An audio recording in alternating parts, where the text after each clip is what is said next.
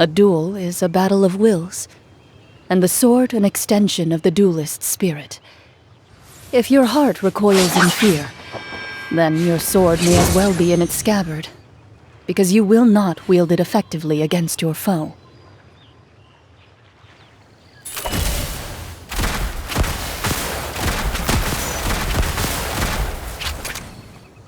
Where evil lurks, shoot on sight!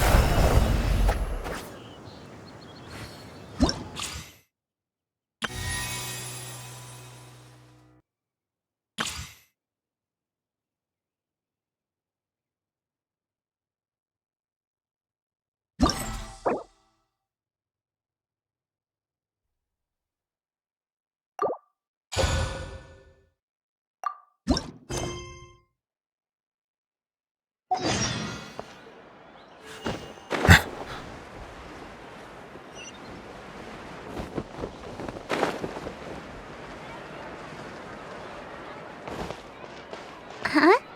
Do you also see Navia and Clorinde over there? They look like they might have run into some kind of trouble. Let's go check out what's going on!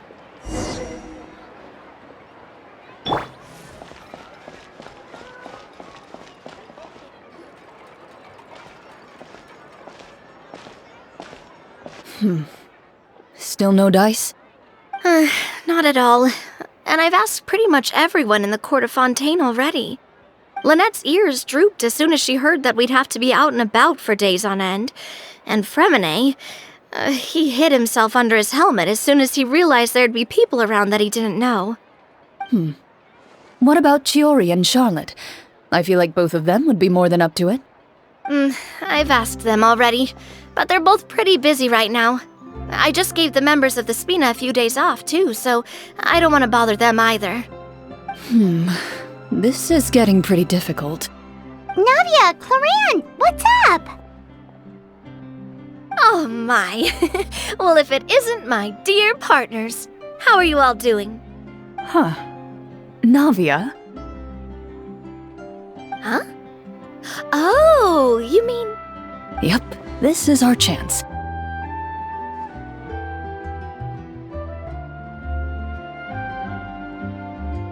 Do you need our help with something? Oh, precisely. My dear partners, we've got a huge problem right now that only you can solve. Whoa, for real? Absolutely. We've already exhausted all our other options. Traveler, Paimon, would you join us and play Marechaussee Hunter Judgment Day? Marechaussee what now? It's a new game script by the Tabletop Troupe, a local roleplay adventure club. Ever heard of the Tabletop Troupe?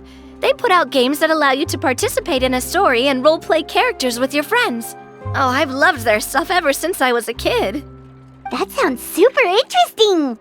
Clorinde and I are both veteran members of the club.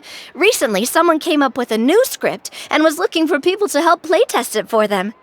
And when they asked, of course I couldn't refuse. I mean, come on! A brand new script? Nobody has ever played it before. Generally speaking, scripts at that level of development have a lot of issues, but I think this one is pretty solid. The author obviously put a lot of work into the story, and the world building is also quite credible. Whoa! I know I was the one that handed you the script, but some of us haven't read it yet. No spoilers, please. Anyway, the script calls for a team of 4. Ah, yes. We're missing one final player right now.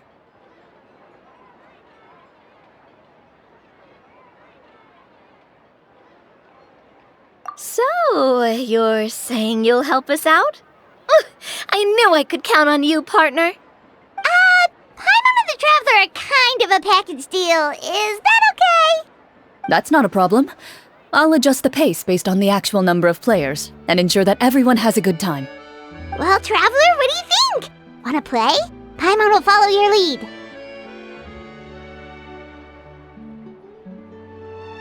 Well, that solves our problem. You have our thanks. Woohoo! Woohoo! I'll go grab the script manager from the club right away. The script manager? Didn't you just say that you gave Clorinde the script? The club introduced a completely new kind of gameplay for the script. In this iteration, the Game Master's version of the script is incomplete. The script manager provides the next part of the script only after players have completed the current list of objectives. On top of that, in order to increase player immersion, the club has created some of the story's sets and scenes in real life. We'll only know where we should go once the script manager reveals the starting location. Wow, you're right! Whoever wrote this script really did put in a lot of work. And it's got a real healthy amount of suspense, right? I mean, even the GM doesn't know how the story will end. I look forward to experiencing it with you all. Why don't you go meet up with the others first? They should all be waiting at Chioria Boutique. I'll come over with the script manager as soon as I find them. Sounds good. Remember to always watch where you're going, and don't rush. You say that like I'm 6 years old or something. Let me think. What kind of character should I play this time? I just hope you'll pick up some useful skills this time. Oh, and stop trying to persuade every animal you come across.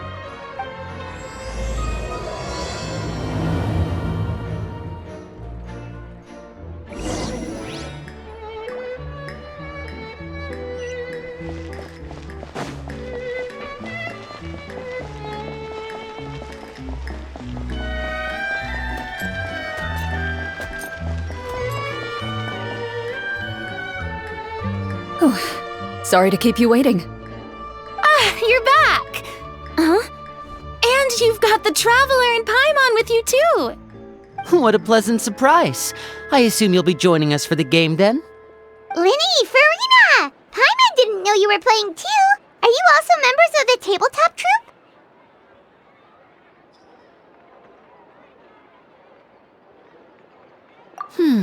I'm more of a casual member, if anything.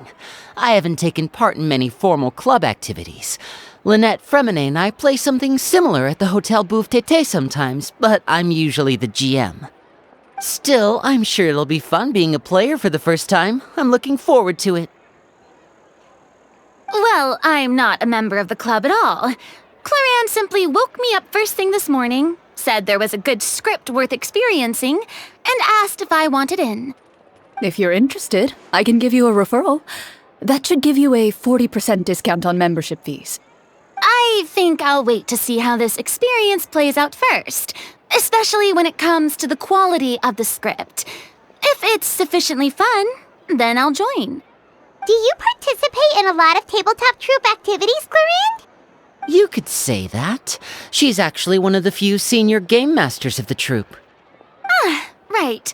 I knew about that even when she was still my subordinate. It's nothing. Really, just a small hobby of mine. Wow.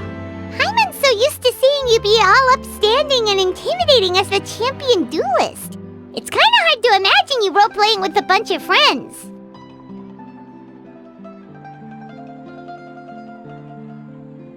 Surely you jest. I would never intentionally make things difficult for my players. I maintain a clear boundary between my professional and personal lives. The me you see at court represents the law and order of Fontaine. I put all personal feelings to the side and grant a fair duel to all who seek to defend their honor. But in my personal life, I'm just an ordinary person. Someone who feels anger and sadness, just like everyone else. Well, you say that, but for all the time I've known you, I don't think I've ever seen you cry. I've seen you get angry, sure, but now I'm wondering whether you were actually mad or if it just looked that way from the outside. I was probably in work mode during those times. Is that so? Well, in any case, I just feel like even in your personal life, you don't get emotional very often. So you want to see me cry? That might be a little difficult. A show of anger, though, that might be something I could accomplish. No, that's not what I meant.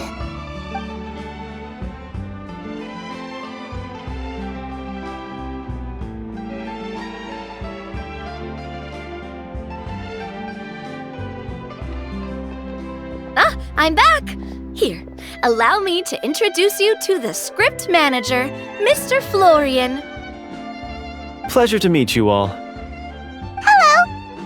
Wait, are you a champion duelist too, Mr. Florian? Oh, no. This is just the costume provided by the club.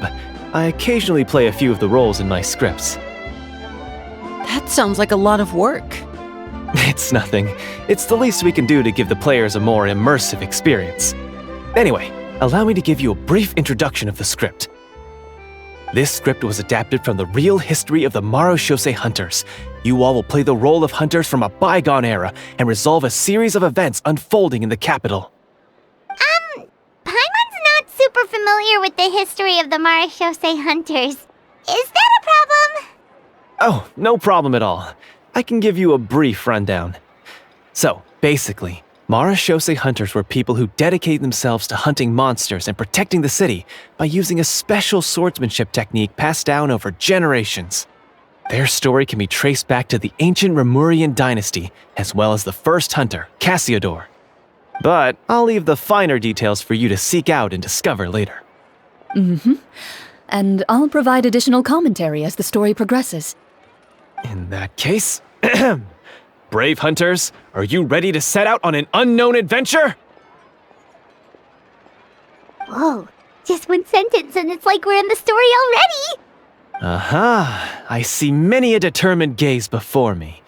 Very well, head over to this location and begin your heroic journey. So, as we follow the story, it leads us to specific scenes? Ooh, sounds pretty innovative. What does the message in the envelope say? It's the exact location of the scene, as well as the formal permission to use the venue. Seems like they have everything prepared. Please check all your belongings, everyone, and make sure you haven't forgotten anything. Once you're ready, please follow me to the designated location. Sounds good! Hunter Squad, move out!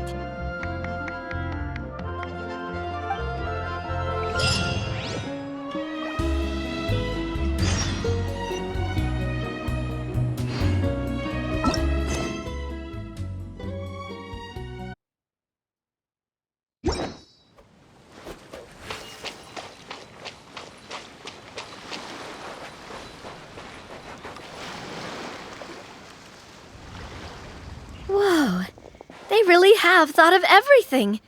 Even the phaetometer is here and ready to go for us. The phaetometer? What's that?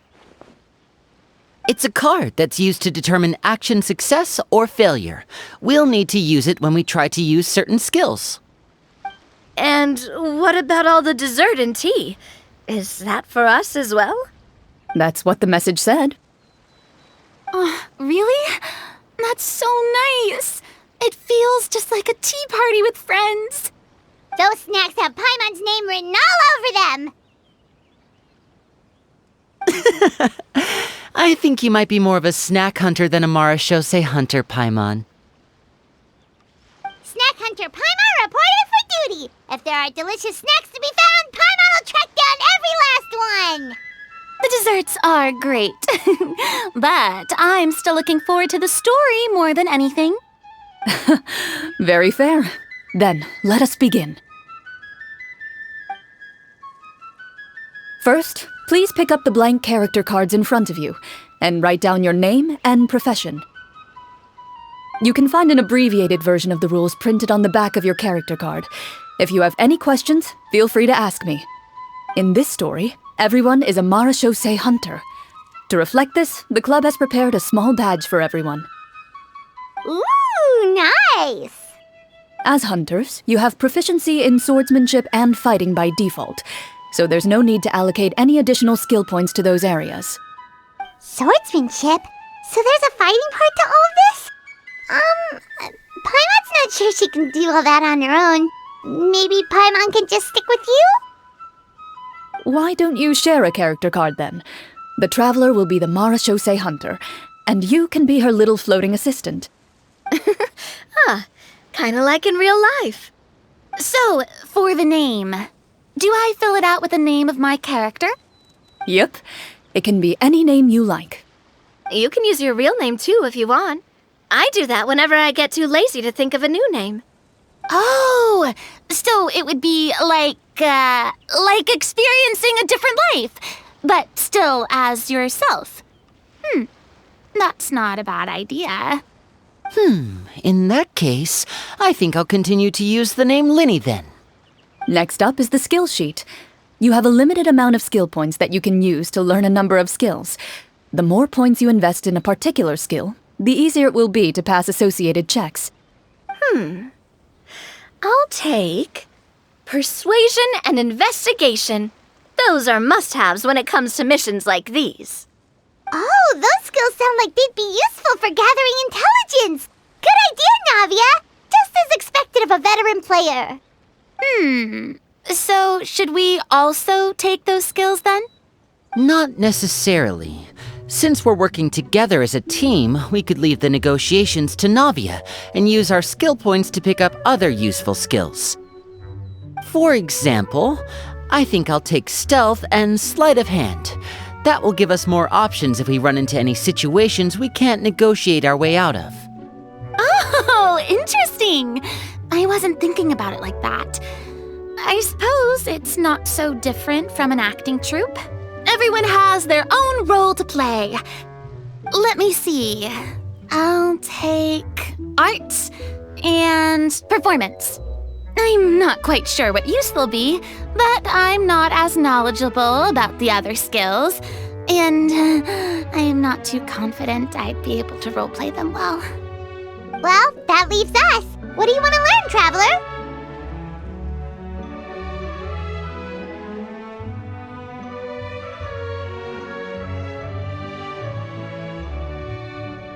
Ha!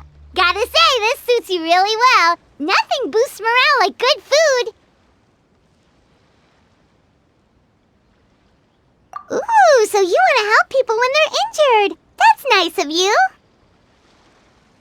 So what do you think? Are you sure you want to learn these 2 skills? Sure, what do you want to learn? Oh, something that'll help you get a read on other people's thoughts. Sounds useful. Ha! Gotta say, this suits you really well. Nothing boosts morale like good food.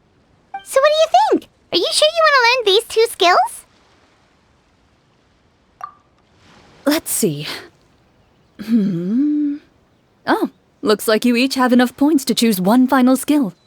You've all picked such classic skills. It's fine to go a little bit out of the box, you know. Why do I get the feeling she's getting ready to cause trouble? For example, this one here. Summon. Doesn't it sound super mysterious and cool? Oh, I saw that one just now as well. The description says, this skill can be used under certain circumstances to summon characters or creatures that fit the script's world-building rules. The script's world-building rules, huh? But how are we supposed to know what a Marashose hunter can summon? Oh, that's not for us to worry about, my friend. Just learn the skills that interest you, and the GM will take care of the rest. All right, you've convinced Paimon. Let's learn Summon then. Paimon can't wait to see what kind of thing shows up. Well, now that everyone's more or less finished creating their characters, we can begin. Since 2 of our players are doing this for the first time, though, let me ask. Would you like to play on easy mode or authentic mode? What's the difference between the 2? Well, in role-playing games, the story sometimes changes based on the decisions of the players and the results of the Fatometer. For example, if you fail a check, that means you cannot use the target skill in that scenario. A critical failure may even result in further negative consequences. If you choose to play in authentic mode, every time you elect to use a skill, you'll need to use the Fatometer to see whether you succeed or fail, and face any consequences that may follow. If you choose easy mode instead, every check will be successful by default, and you won't have to worry about luck playing a factor.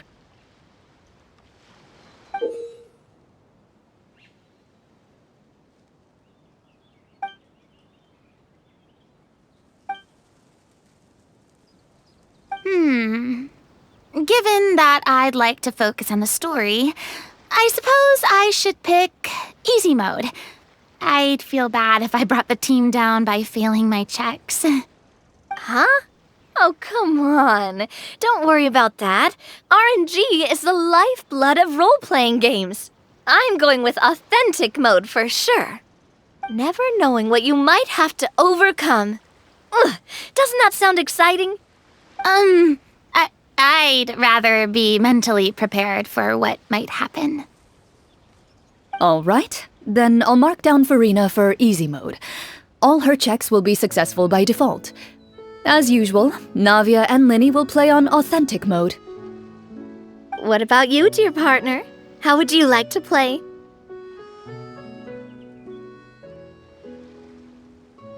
Are you sure?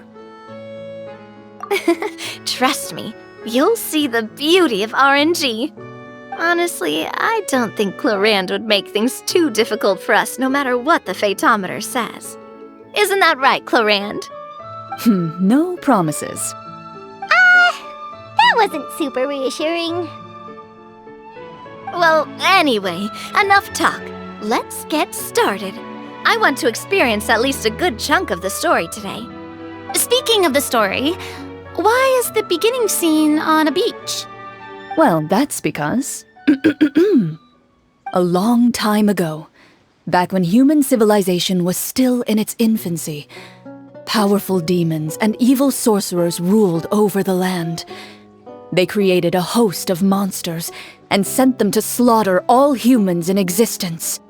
Soon, a group of human rebels banded together. With their swords raised, they swore to brave the darkness, and in doing so, subdue each and every monster that sought their destruction. They became known as the Marachose Hunters.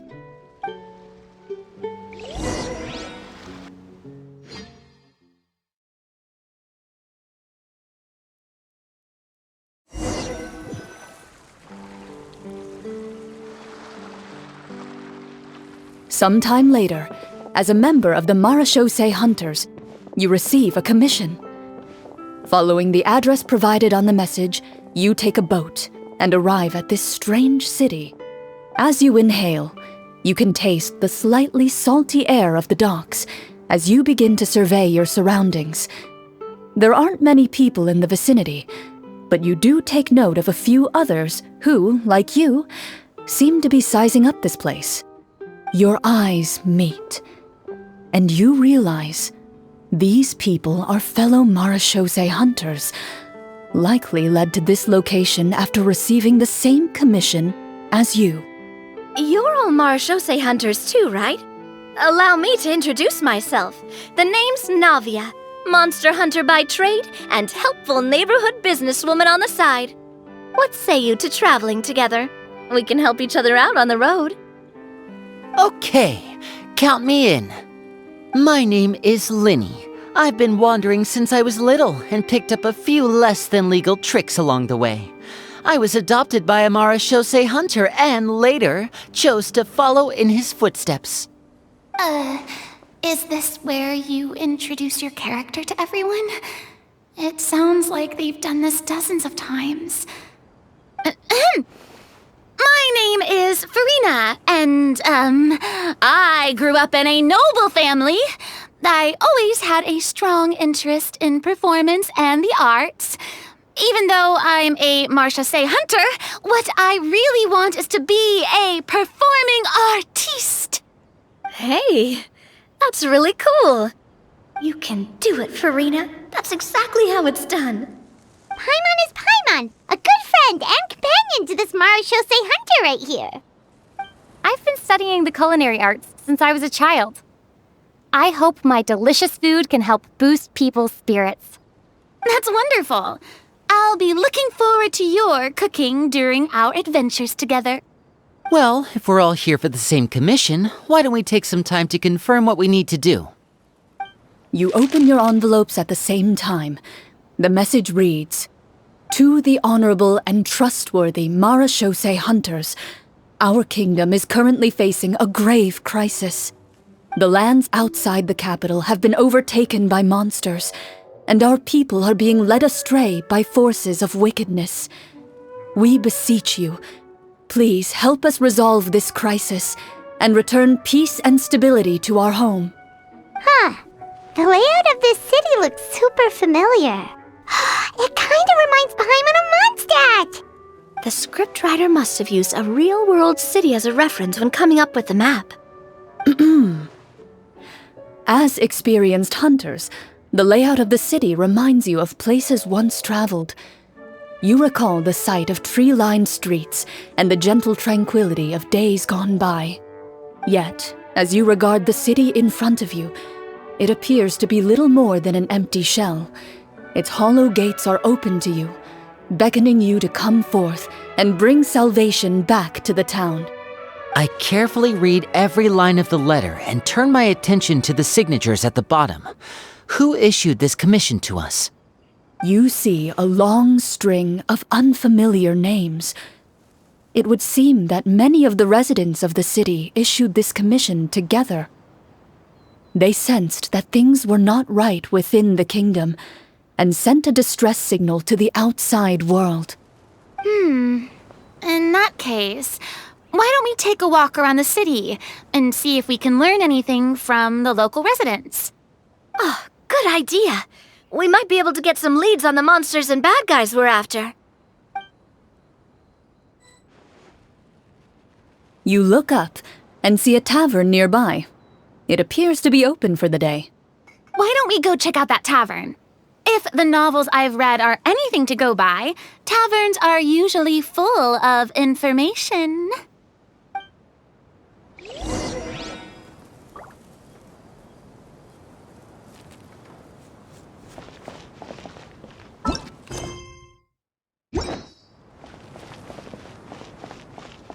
As you approach the tavern, you find a plainly dressed woman standing nearby. She appears to be rather troubled about something.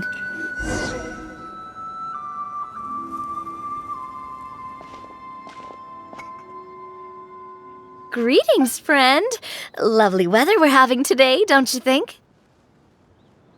Oh, hello. I suppose you're right. The weather today is quite lovely. If only those monsters out there would stop causing trouble. It seems like every character included in the script has a certain amount of useful information to offer. If we keep asking questions, we might be able to get some good leads. Oh, come now, don't be sad. Life is all about optimism. Oh, that reminds me. What did you have for breakfast this morning? Huh? I don't think that's the kind of question we're supposed to ask. Nothing turns a frown upside down like good food. How about some macarons? I could make you some.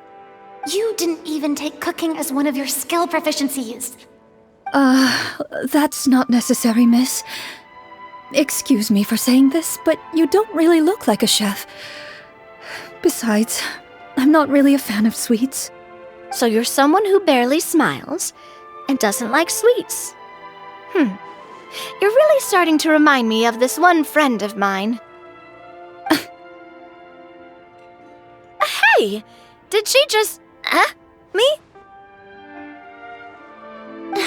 Clorinde must have broke character for a second.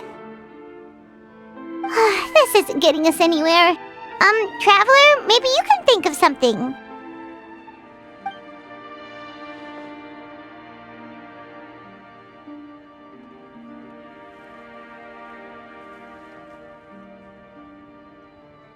Are you sure? In that case, please refer to the fatometer.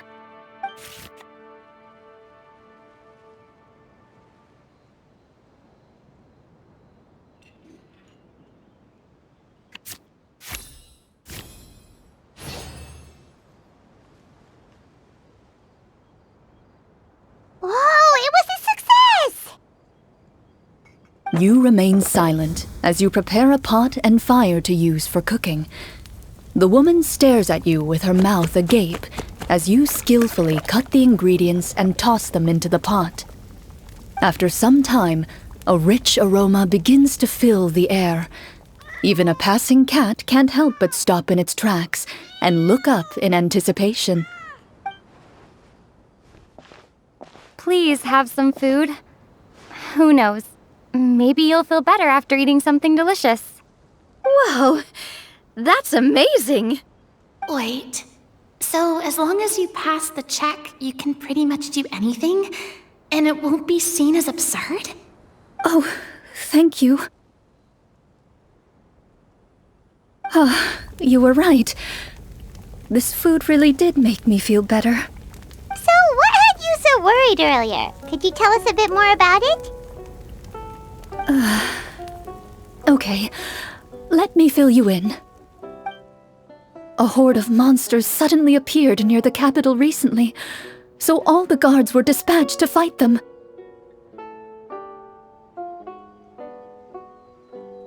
Do you remember when those monsters appeared? I'm not completely sure. All I know is that my husband was dispatched to fight them 3 days ago. Do you know where he was sent? It all happened so fast. When we said our goodbyes, he couldn't even tell me where they were sending him. You have our thanks, friend. We'll find and defeat those monsters as soon as possible. We sincerely hope your husband will be able to return to your side soon. Oh, thank you. Don't worry. We'll find him. Just try to remain optimistic and wait for good news. We don't always get to choose what happens to us. But we do get to choose the little things like what we eat and how we respond to the things life throws our way. I hope that one day, you too will recognize the power of something as small and inconsequential as a delicious dessert. I'll do my best. You bid farewell to the woman, and continue your journey further into the city.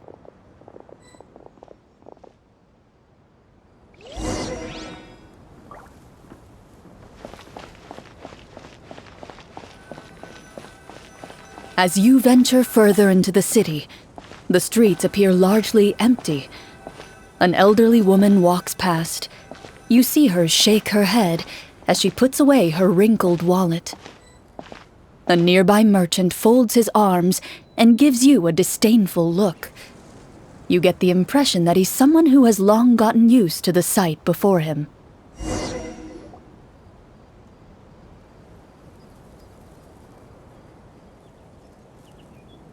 Although he doesn't seem very friendly, merchants are usually a good source of information, right?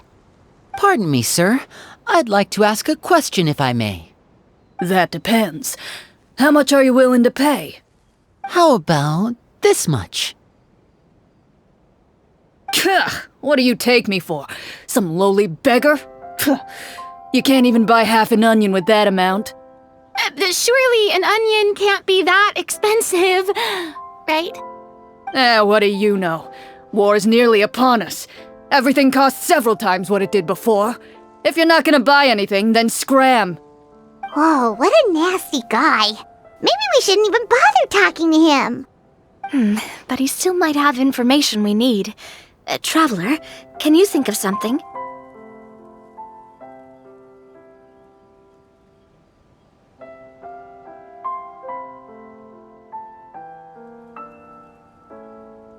A performance? I've never played a role-playing game like this before, but even I can tell that suggestion is pretty far-fetched.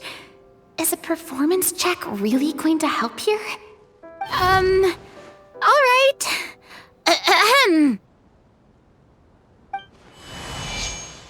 By the harbor's grace, a lone boat lies in rest. Let the moon give chase, for here begins our quest.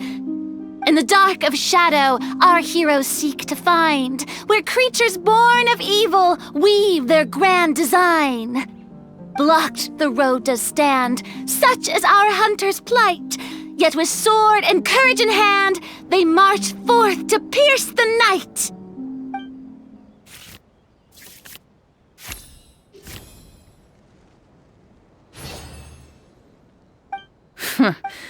I don't recall asking for a bardic song. Don't expect me to give you any coin. But if you meant what you sang, and you are indeed some kind of hunter, then by all means, Please, go out and kill those monsters for us. Those monsters are camped outside the city, and they've been destroying all our trade routes.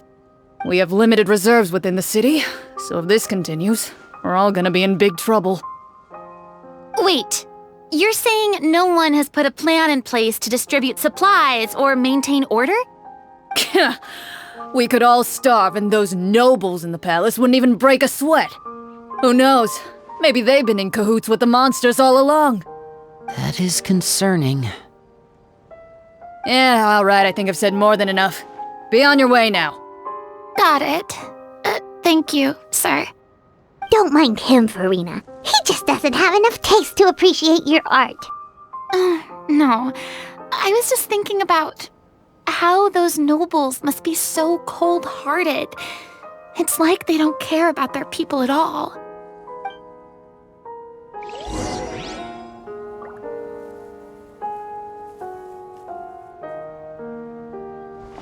Should we try to go somewhere with more people? Oh, how about the city square? Follow me.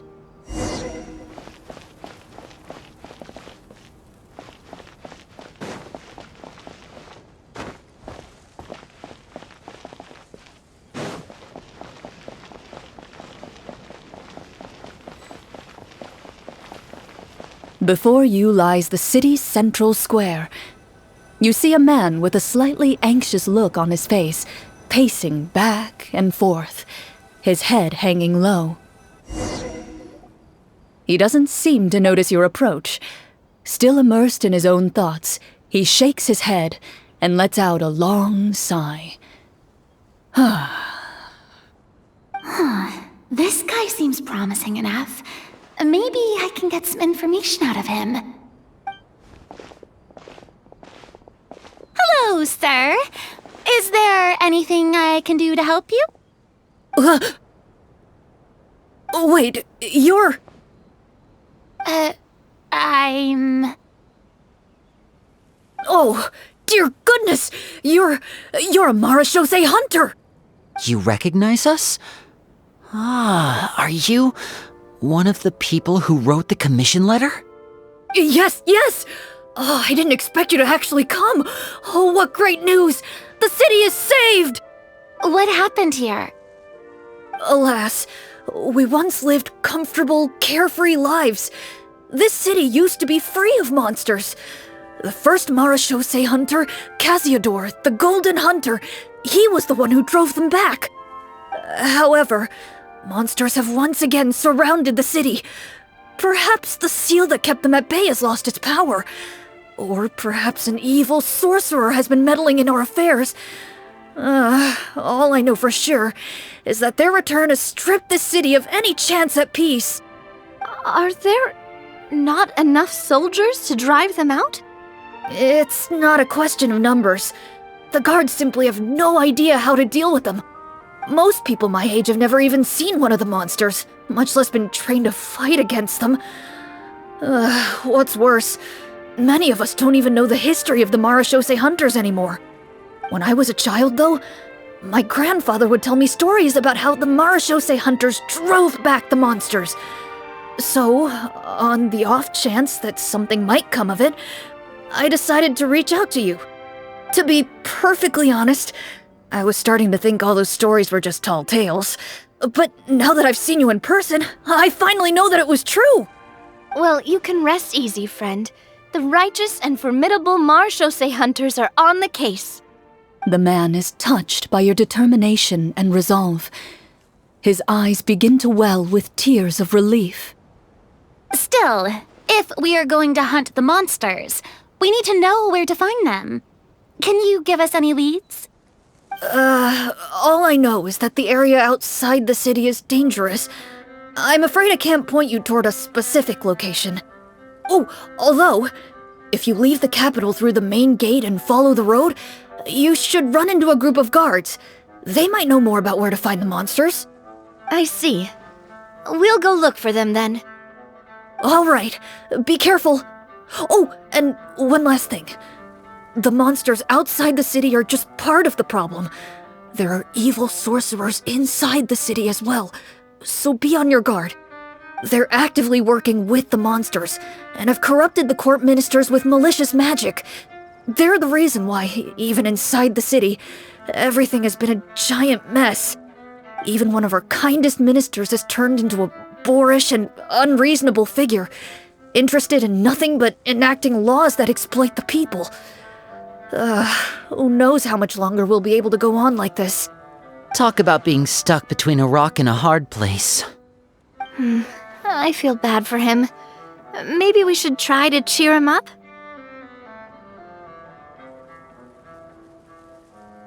Huh? Like, now? Is this really the right time?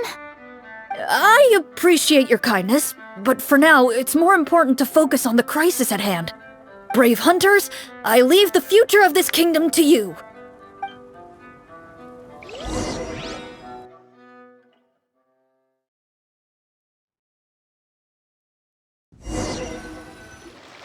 If I understood correctly, there are currently 2 problems in the kingdom that need solving, right? Exactly. We need to defeat the monsters outside the city and take down the evil sorcerer stirring up trouble from within. But which problem should we tackle first? Well, this seems like a good moment for a break. Take some time and discuss what you want to do. Let me know when you've made your decision. I really didn't expect the people in the city to keep us at arm's length like that.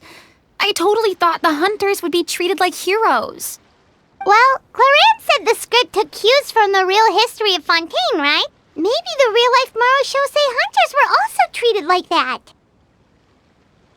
I wouldn't say it's a perfect representation of history, but there are definitely some similarities. Would you like to hear more about it? Sure. As long as it doesn't spoil anything in the script. You brought up bits and pieces of the hunter's history before, but it was all in passing.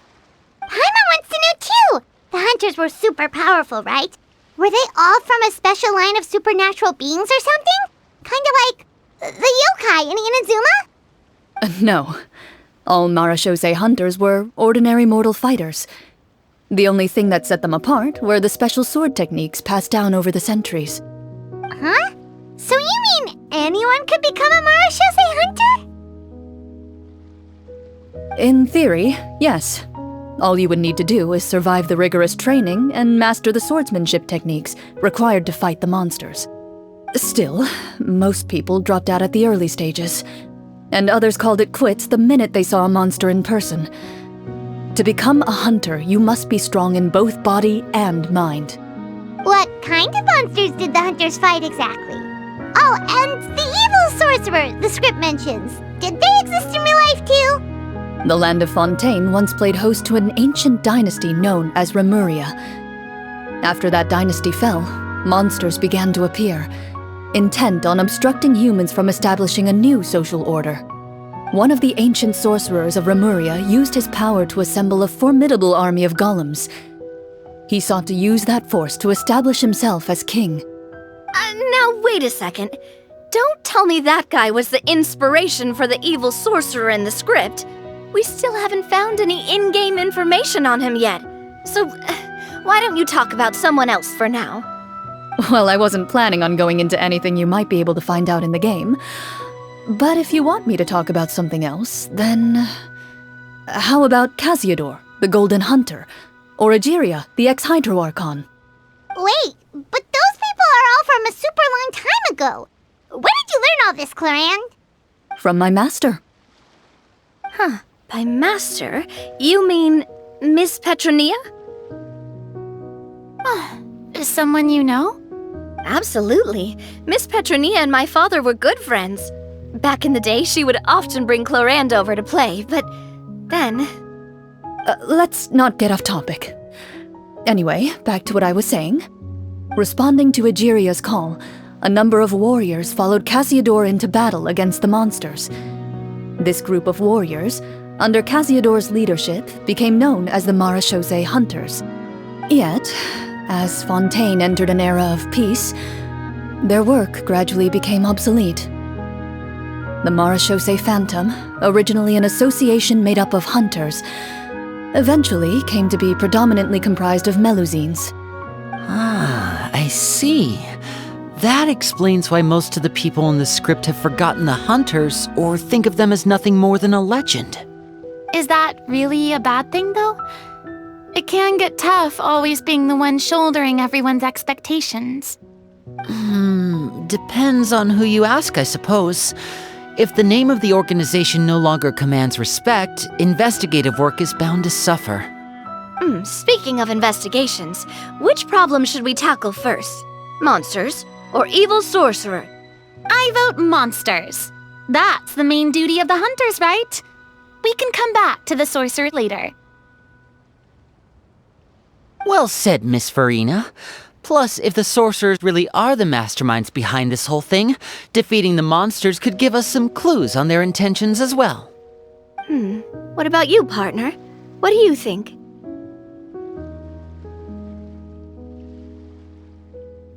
I mean, you're not wrong. But those characters are usually the ones pulling the strings behind the scenes. More often than not, they're very formidable opponents. Going after them now might be jumping the gun a little bit. We don't want a total party kill on the first day, right? With Clorinde as the GM, I wouldn't rule out the possibility.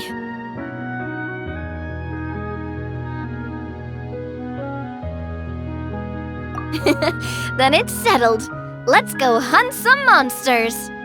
All right. After some discussion, you decide to turn around and head out of the city.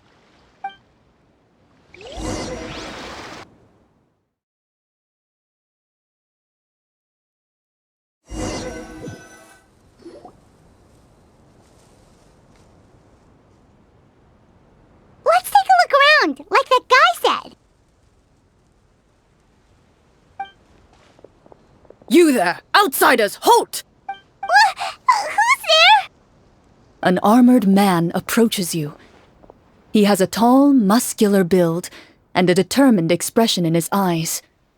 Just one look, and you can tell he's fought in his fair share of battles. Although he's trying his best to conceal his current state, his uneven gait and the sweat dripping down his forehead make it obvious that he's been wounded and is in serious pain. I'm the captain of the guard. I saw you sneaking around the city earlier, so I'll only ask this once. State your purpose, or it's off to the dungeons for the lot of you. Wow, it's been a while since someone's been this suspicious of us. I said talk, not whisper between yourselves. Have you ever heard of the Marchese Hunters? Marachose hunters? Ha!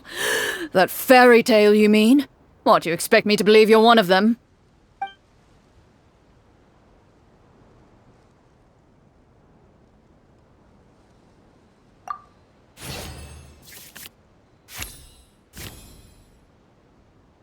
While everyone is talking, you begin to carefully observe the captain's mannerisms. Every so often, you see him glance toward a particular direction, with a pained expression on his face, as if an invisible thread is tying him to an unknown place. As you follow his gaze, you vaguely recall that the location he seems fixated on is known for its difficult terrain. Any battle that breaks out in a place like that is likely to be prolonged and devastating. Wait, is that where the monsters are? Outside the forest, in the area with the difficult terrain? The captain is taken aback by your sudden question. Still, his shock only lends credence to your theory. You're looking to fight the monsters? Well, we're Marchese hunters after all. You could say that's basically our job. He shakes his head and continues to regard you with skepticism. In the end, he decides to inform you of the locations where the monsters have appeared. Those monsters aren't easy to deal with, but if you insist on going, I won't stop you either. I just hope all the guards will be able to come back to their families alive. I wish you the best of luck.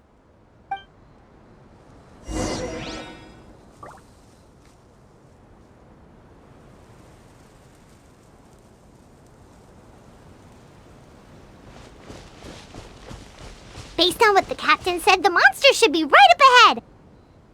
Let's go. Hopefully we're not too late.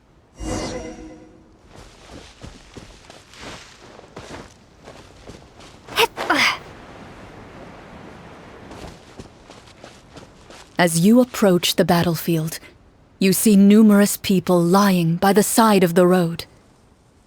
They appear to be dressed like guards. Their faces are filled with desperation and terror.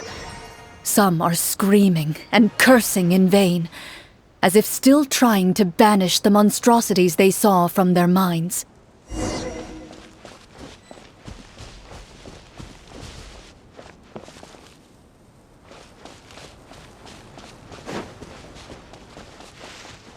A few of the wounded look up at you in shock and disbelief. "Quick, leave this place! Turn around and don't look back!" they yell.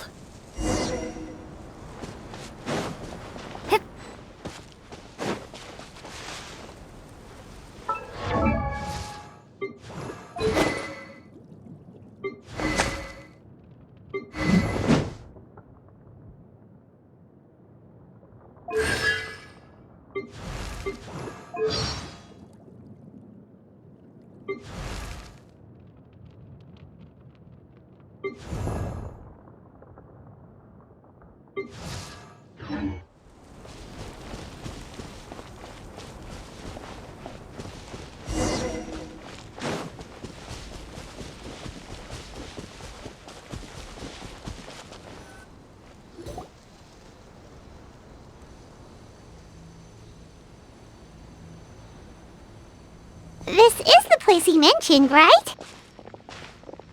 You see broken iron swords scattered all around you, and downed trees riddled with terrifying claw marks.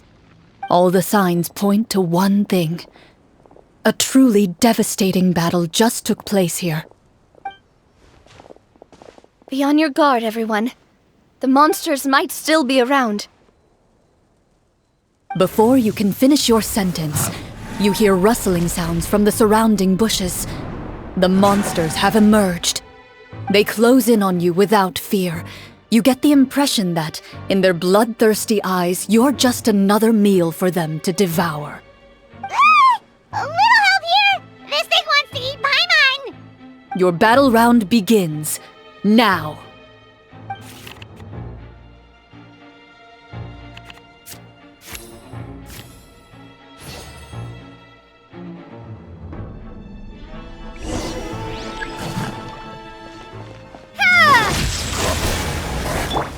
Let the world come alive!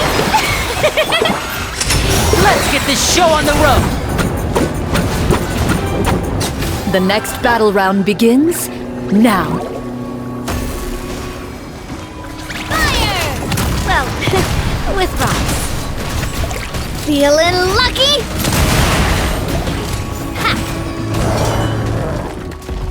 The monsters let out a terrifying roar of anger and resentment before dissipating into thin air. Oh, thank goodness it's over.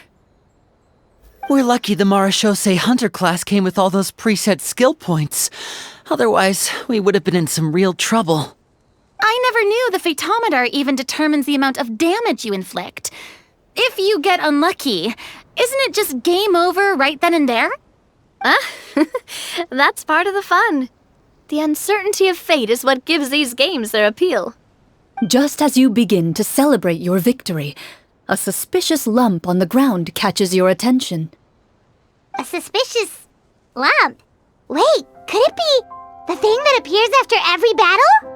I walk up to it, crouch down, and begin to carefully examine it. I've still got my right glove on, so it should be fine for me to touch it, right? As you investigate the mound, you discover that the exposed portion appears to be made of wood. It was previously obscured by the large form of the monsters. With the monsters gone, the small protrusion now awaits your discovery, poking out of the ground like a shy flower bud. Whoa, it's a treasure chest!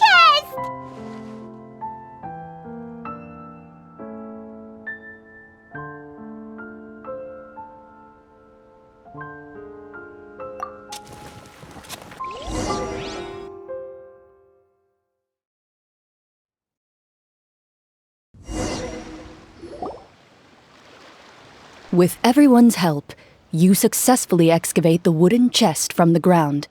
Even without opening it, you can tell from the mora and jewels scattered around the chest that it must contain quite the fortune. Makes sense. We worked hard for this. Let's open it and we can share what's inside. I can understand your excitement, Paimon, but think about it. Doesn't it seem like there are people out there who need this treasure more than us? Yeah. Think about all the people suffering in the capital. Or all those guards who got hurt fighting the monsters. Wouldn't it be better if we gave the treasure to them? Wait, is that how it works? Paimon thought since we were the ones to dig it up, we could just take it for ourselves. Well, let's put it this way. Any decision you make during a role-playing game can impact the future course of the story. But would the people really believe us? It's hard enough for us to prove we're Marchese hunters. What if they think we procured the treasure illegally? They might get even more suspicious of us. That's definitely something we should consider. Maybe we can come up with an explanation in advance. Well, if donating it could cause that much trouble, why don't we use it to buy some gear and fill up on good food? Then we'll be ready to fight even more bad guys. Looks like you're facing a difficult choice once again. Well, it's getting late. Why don't we call it a day for now? Wow! Where did the time go? I'm not sure if it's because I'm having so much fun with you all or because the story is particularly enticing, but I feel like I could almost keep going. Here, here. Ooh, how about we play through the night? I'm not sure I'll have enough energy for that. Yeah, that won't work for me either. Lynette will give me an earful if I get home too late. I understand how you feel, Navia, but we have to change venues for the next part of the story anyway. Huh? Another location? There's a special note for the GM at the end of this section that says to proceed to an indoor set for the next part of the script. Whoa, they really pulled out all the stops for this new script.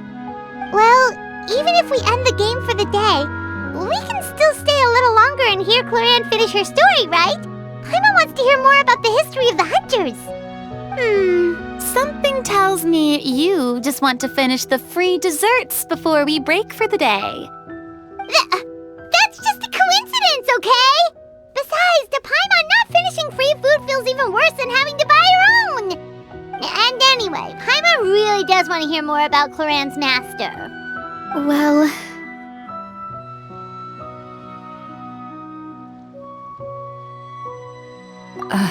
It's nothing.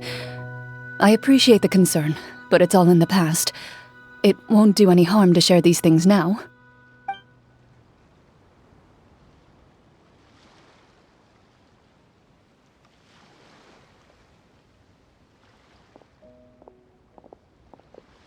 My earliest memories are of living with Master. According to her, she saved me from certain people of ill repute. My birth parents had left me behind some time before that. What a heavy beginning for a life story. Master was a fascinating individual, if inexperienced in the ways of raising children. My first ever toy was a short sword. Although I suppose it wasn't so much a toy as something Master removed from her waist and handed to a noisy child in need of distraction. Oh, wait, so she handed an actual sword to a child? Isn't that dangerous? Did you hurt yourself? Of course I did. I cut my palm and bled quite a lot. But Master was not concerned. She just stood there and casually lectured me about it. See, that's what you get for not holding the sword properly, she told me. She then crouched down next to me and said, "Give me your hand. I'll teach you to bandage this wound. After that, it's time to learn how to truly hold a blade." Excuse me for asking this, Clorinde, but how old were you exactly when all this happened? Probably around, 3, give or take. 3? Isn't that when most kids are still struggling to hold a fork? As I said, Master was rather inexperienced in the ways of raising children. She believed trial and error was the best way to teach a child what they're capable of. I'm not so sure this is a question of experience. I didn't see anything wrong with her ways at the time. And anyway, children don't get to choose how they're raised. Oh, she did bring me back a pet from Liyue once. It was a Geovishap hatchling. A Geovishap hatchling? For a pet? That seems even more dangerous! What she said was this: make sure to get along, you two. If you really can't agree on something, just settle it with a fight. Whoever loses is the real pet. And how old were you when this happened? 5. Well, did you win? No, I lost. So, you're saying you actually became the Geovishap's pet? Yes, but only for a week. By the end of that week, I defeated it in combat, and we've shared a cordial relationship ever since. That really doesn't sound like the kind of childhood someone should have. Later on, I gradually understood that Master most likely didn't know any other way to raise a child. She was a Marashosei hunter, but I never heard her bring up her own parents. Thanks to her, I learned how to navigate the forest by the age of 6, and could hunt monsters in the wild by myself the year after that. Even though the training she subjected me to was strict, she always made sure to take me traveling when she had the time. We met many of her friends during those days. That was also how I met Mr. Callis and his family. I still remember the first time we met. You were too scared to join our picnic and hid behind Ms. Petronia the whole time. I still hadn't really met many children my age at that time, so I didn't know how to interact with others. After that, though, you started coming over a lot. You loved challenging people to shooting competitions, remember? I don't think many members of the Spina ever beat you in one of those. I had a lot of fun during those days. I enjoyed them too. Oh, do you remember that one time we went exploring around the Spina together? We overheard Papa call your master Fontaine's Protector of Justice. We tried to pretend like we never heard anything, but you nearly let it slip that one time.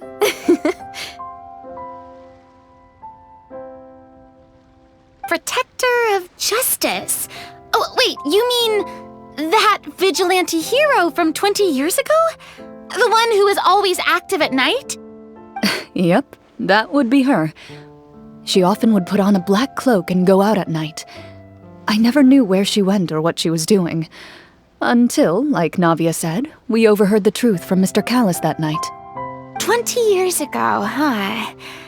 I still remember the guards leaving all kinds of witness reports about her on Nervalette's desk. My apologies. Oh, there's no need to apologize. You had nothing to do with it. And anyway, everything she did was for a good cause. Although, calling herself the Protector of Order was a bit much, especially when she deliberately operated outside the law. Huh? When did the Protector of Justice become the Protector of Order? Oh, she had a bunch of code names. I heard she would just come up with a name on the spot whenever she was asked. Later on, she probably got sick of answering those questions and decided to stick to just 2. The Protector of Justice and the Protector of Order. That sounds like her, all right. I bet she forgot which of the 2 she'd use by the time she got back each night. Well, she certainly sounds like a fascinating individual. With her strong sense of justice, it's no surprise her student followed in her footsteps. It's true. I always wanted to become like her. Someone powerful, independent, and with a strong sense of conviction. But...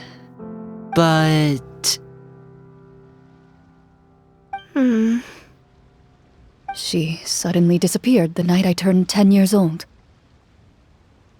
Disappeared? What happened? I have no idea. She didn't even leave a note. I was never able to find out where she went.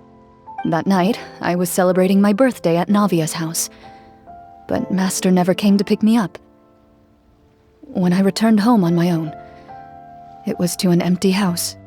When she still didn't appear after a few days, I went to Mr. Callus's house to ask about her whereabouts, but he only shook his head. Papa probably didn't know either. I know he sent a few people to investigate the matter in secret, but they never found any credible leads. Don't worry, I understand. To be perfectly honest, given Master's personality and way of doing things, it all made a lot of sense. If I had to guess, I'd say she probably used it as an opportunity to force me to become independent. Just like how, when a litter of kittens reaches a certain age, the mother willingly leaves them behind. Were you upset, Clorinde?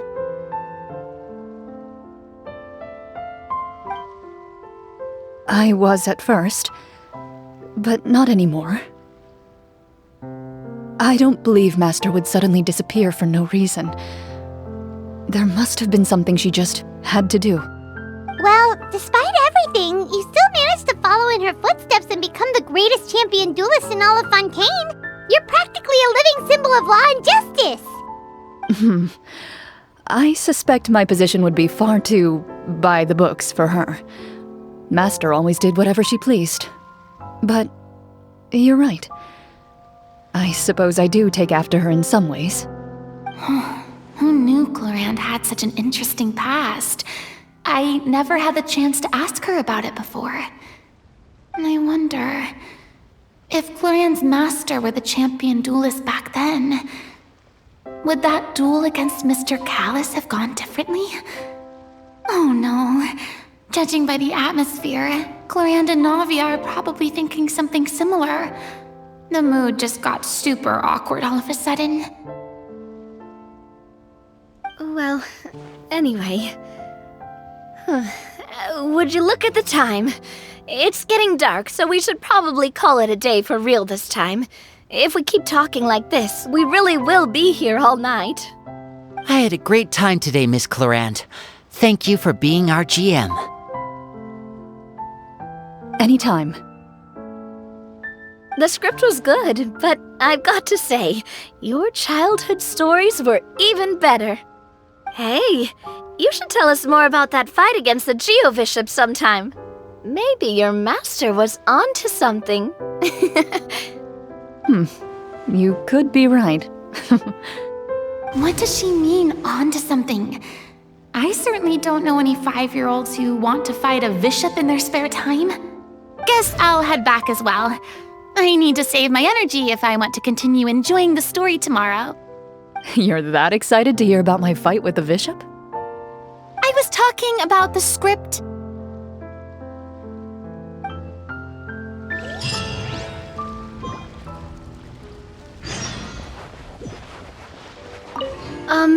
Just between the two of us, could you tell me what it was like to be the Geo-Bishop's pet? It was nothing special, really. Geo-Bishops don't understand the concept of a pet. So basically, it just headbutted me whenever I entered its territory. And that hurt?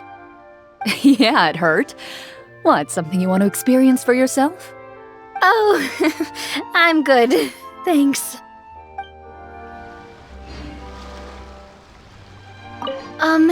Just between the two of us, could you tell me what it was like to be the Geo-Bishop's pet? It was nothing special, really. Geo-Bishops don't understand the concept of a pet. So basically, it just headbutted me whenever I entered its territory. And that hurt? Yeah, it hurt. What, something you want to experience for yourself? Oh, I'm good. Thanks.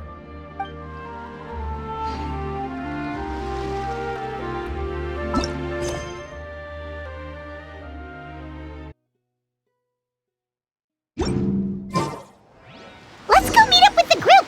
Paimon's really looking forward to today's story.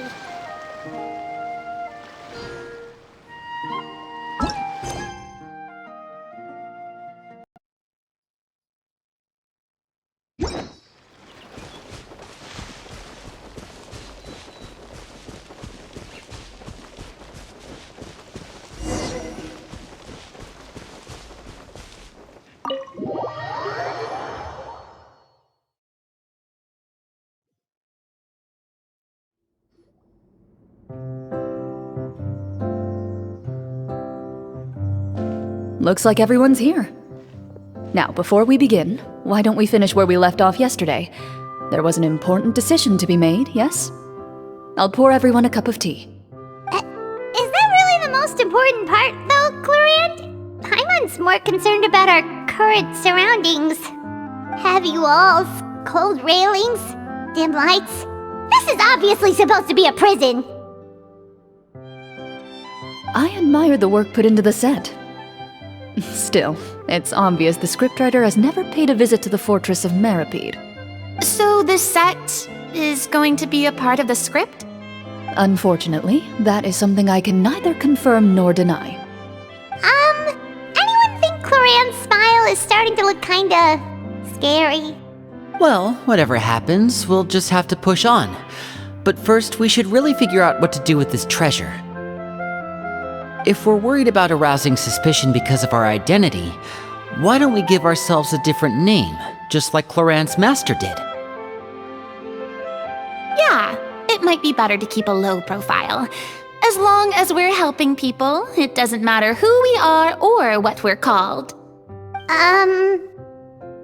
Staring at me won't get you anywhere. Or did you want some more tea? Oh, Paimon's good. Thanks. Why aren't you saying anything, Navia?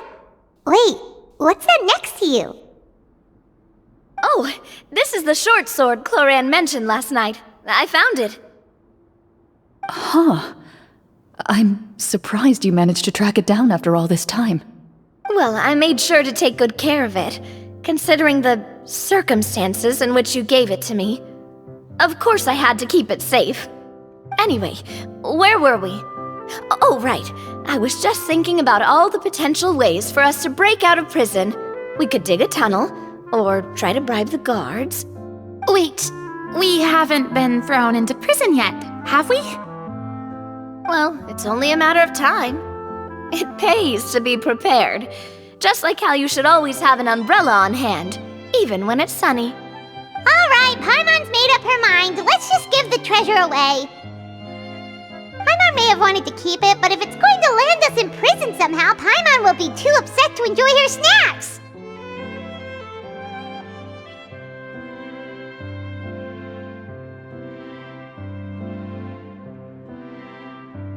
So, you reached an agreement?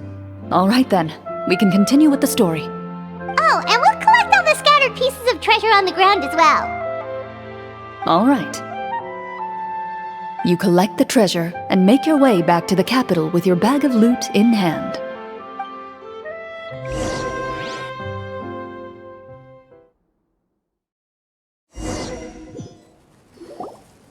The city is still shrouded in a gloomy, oppressive atmosphere, but your spirits are surprisingly high.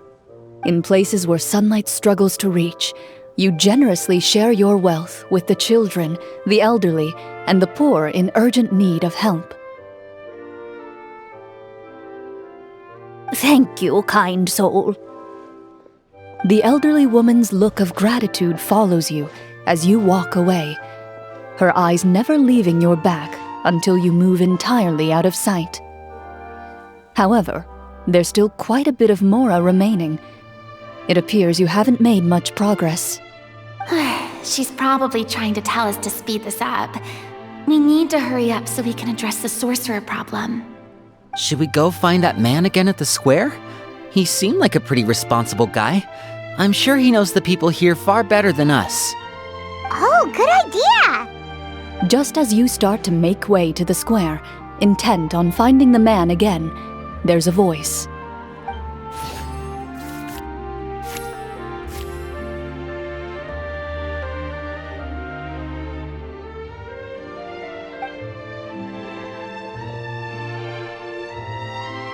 Please wait, distinguished guests. Several strange guards suddenly call out to you. They run forward to meet you and proceed to politely pay their respects.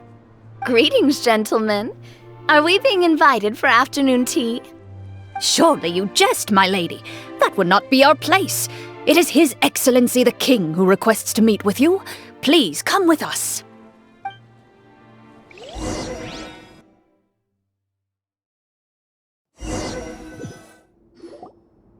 Do you think this could be a trap?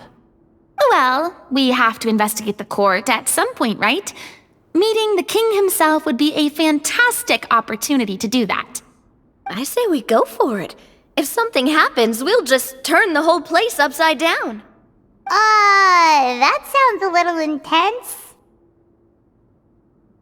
After a quick discussion, you nod to the guards and agree to follow. They lead you all the way to the audience hall of the palace. Gilded tables line both sides of the hall. The space itself is adorned with all manner of expensive antiques, glass shelves, and silver candlesticks. The items appear quite ordinary in size and dimension, yet their presence somehow makes the emptiness of the hall feel even more surreal and ominous. Wow, it's so luxurious! The elderly king, clad in a magnificent robe, sits upon the deep crimson throne before you. He wears above his head a majestic crown, with a gemstone the size of a bird's egg set right at the very front. As you observe it, you see a complex pattern of light reflect off its surface. They're here, Your Majesty. A man dressed in dark clothes, likely a minister, shields his mouth with his hands and bends down to whisper a few words to the king. After a moment, he lowers his hands and stands back up. His gaze shifts to fixate on your group, but he does not move from his place at the king's side. The king does not appear entirely aware of his surroundings. The man by his side, though, we should keep a close eye on him. The king remains still and says nothing. The minister is the one who speaks. Esteemed guests, allow me to thank you for coming to our faraway kingdom. Unfortunately, His Majesty the King finds himself quite exhausted from work. So please allow me, his Prime Minister, to welcome you in his stead. I've heard tell that your group, the Marechaussee Hunters, used your exceptional ability with the sword to repel the monsters near the capital. Such a great deed deserves to be rewarded. However, seeing that I was not fortunate enough to observe such a feat with my own eyes, you'll forgive me for seeking to verify the truth by speaking to you myself. Well, we've got nothing to hide. You brought us here to talk, right? So we'll just explain what happened.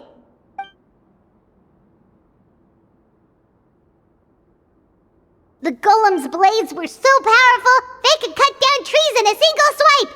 It took a lot of effort to defeat them, even for trained swordsmen like us. Well, that was enough details, right? Believe us now? Your account does indeed match those of the survivors. Since you were the ones who defeated the monsters, that must mean you are also in possession of the treasure they stole?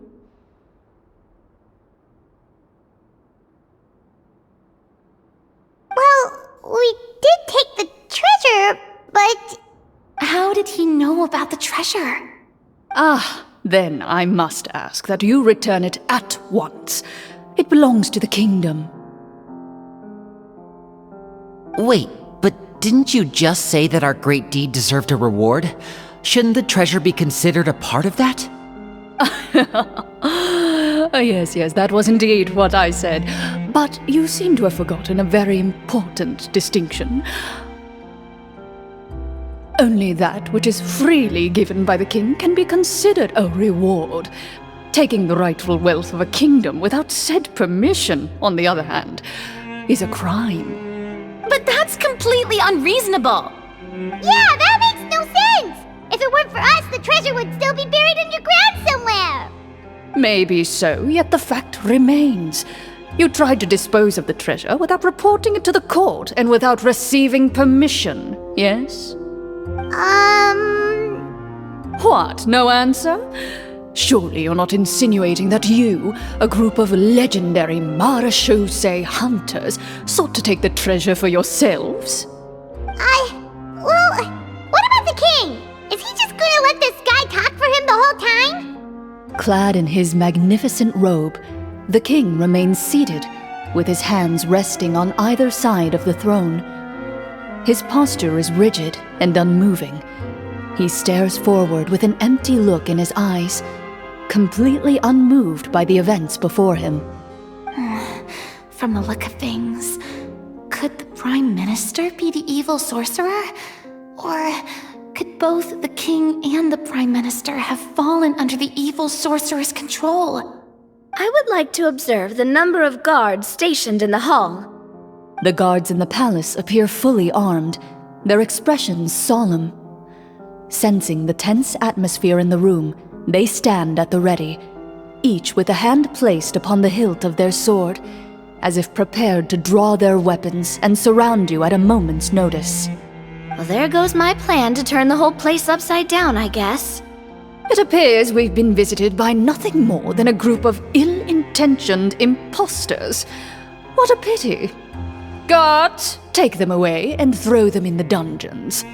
Before I decide your fate, however, I must first determine whether you have any accomplices outside the court. Can't we try to slip away? Or maybe start some kind of riot? But if we try to fight the guards right now... Don't worry. At least we figured out who's behind all this. Let's just play it by ear. If you're scared, Paimon, just hold my hand.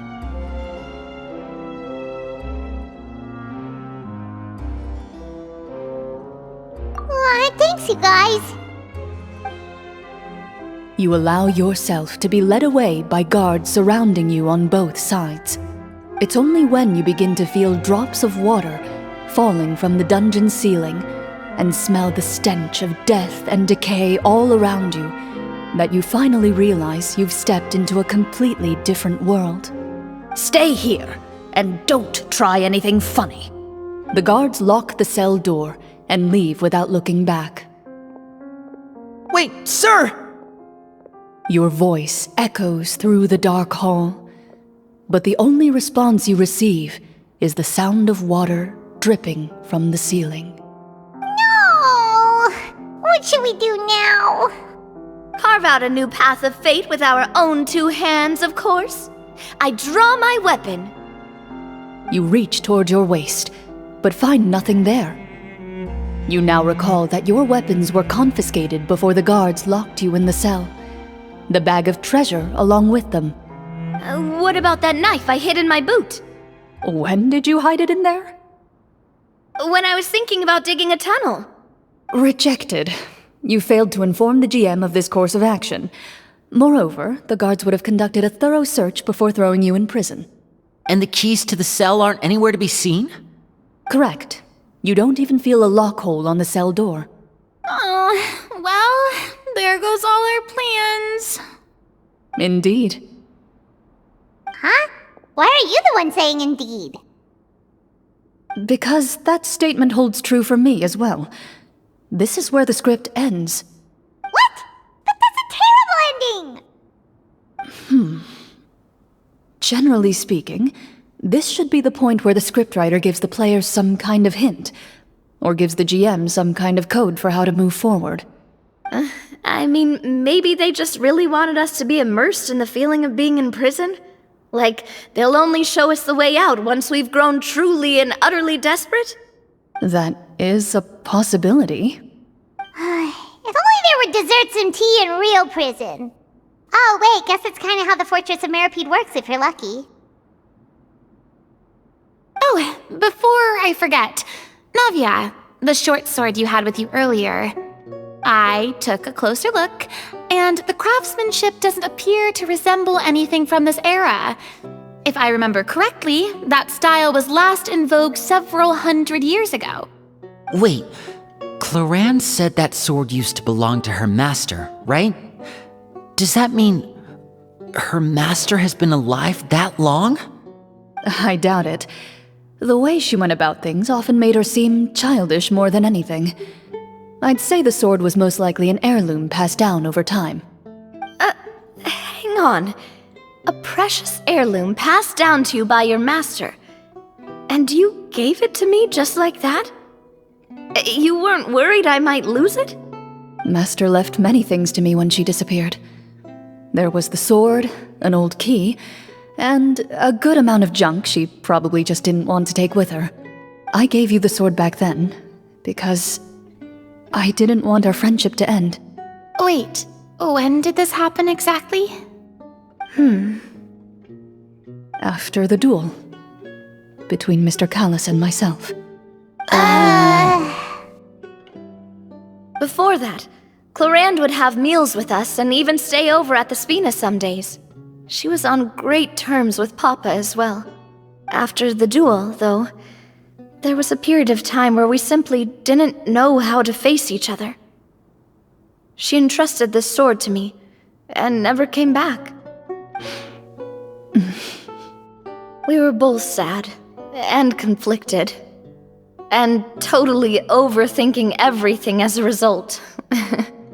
Whenever I looked at this sword, I couldn't help but wonder if Miss Petronia had never introduced us to each other at that picnic. Maybe part of the sadness I was feeling could have been avoided. Back then, it felt like I hadn't just lost a father, but a close friend as well. No one can change the past. The most important thing is that you two found your way back to each other and can enjoy things like this together. Yep, you're right. I'm sorry, you two. I didn't mean to bring up any sad memories.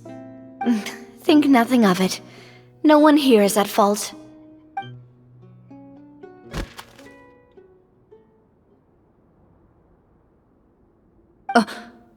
Huh?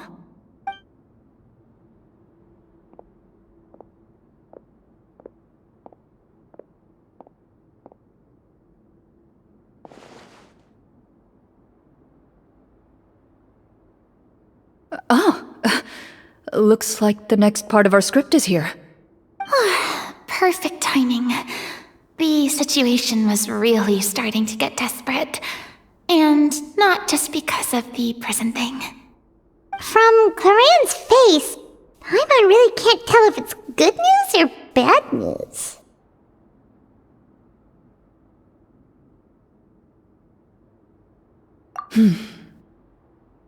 Water continues to drip from the ceiling.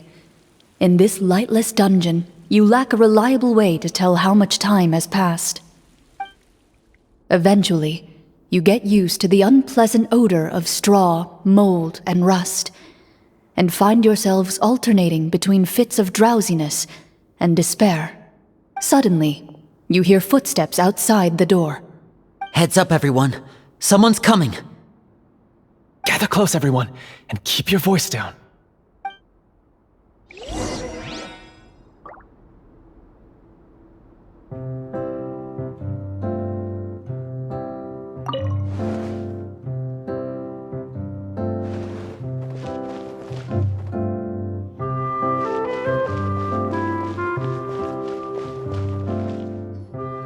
Who are you? I work as a guard in these dungeons, but my true identity is the same as your own. I'm also a marechaussee hunter. Huh? Shh! I've already sent away the other guards, but if we make too much noise... I understand, but how can we be sure we can trust you? The king has issued a formal decree. In light of the irrefutable proof of your crime, you're to be executed before tomorrow's sunrise. If you want to escape, it has to be now. Executed? We barely did anything! Monsters appearing at the same location as the treasure. Could this entire thing have been a trap? There will be time for speculation once we're out of here. As for my identity, I have no way to prove that to you just yet.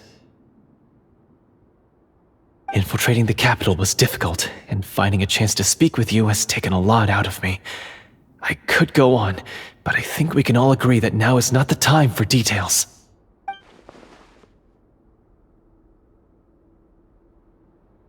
Have you seen our weapons anywhere, sir? Don't worry, I brought them with me. They're just behind the door.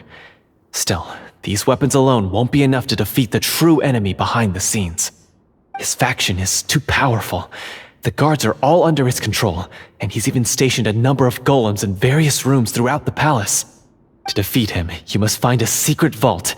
It is said that within that vault, the marechaussee hunters of the past left behind a treasure with the power to defeat the sorcerer. You're not coming with us? No, I'll remain in the dungeons to deal with the guards.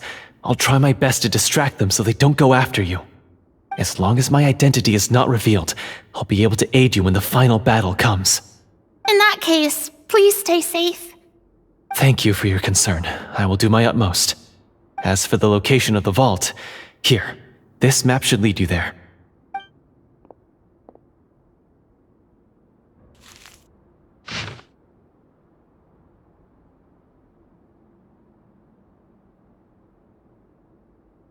Got it.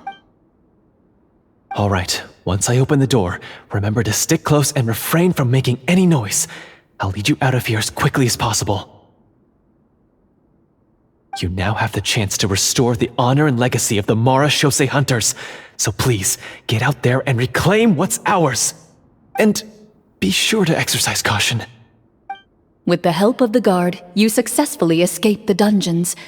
Your sense of despair and anxiety both seem to fade as you continue your quest.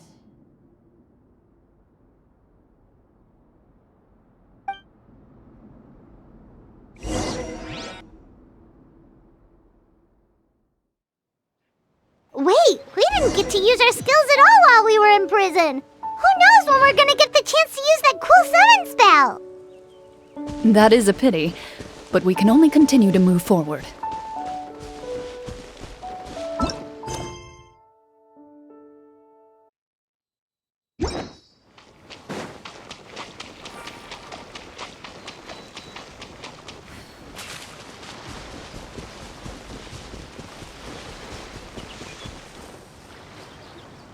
This should be the place marked on the map. This bit of rock certainly looks suspicious. Well, I'd say an investigation's in order then. Plus, if all else fails, we can just blow it up. Wow, you really meant that! Before you lies a serene stretch of open water, its surface shimmering a brilliant shade of sapphire blue. Well, guess this means it's time for a swim!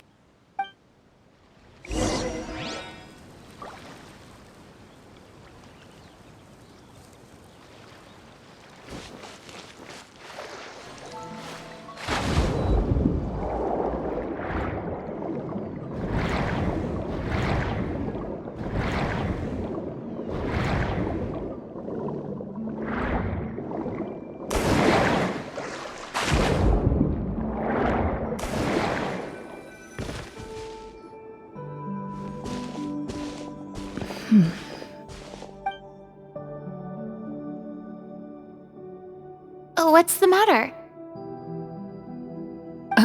It's nothing.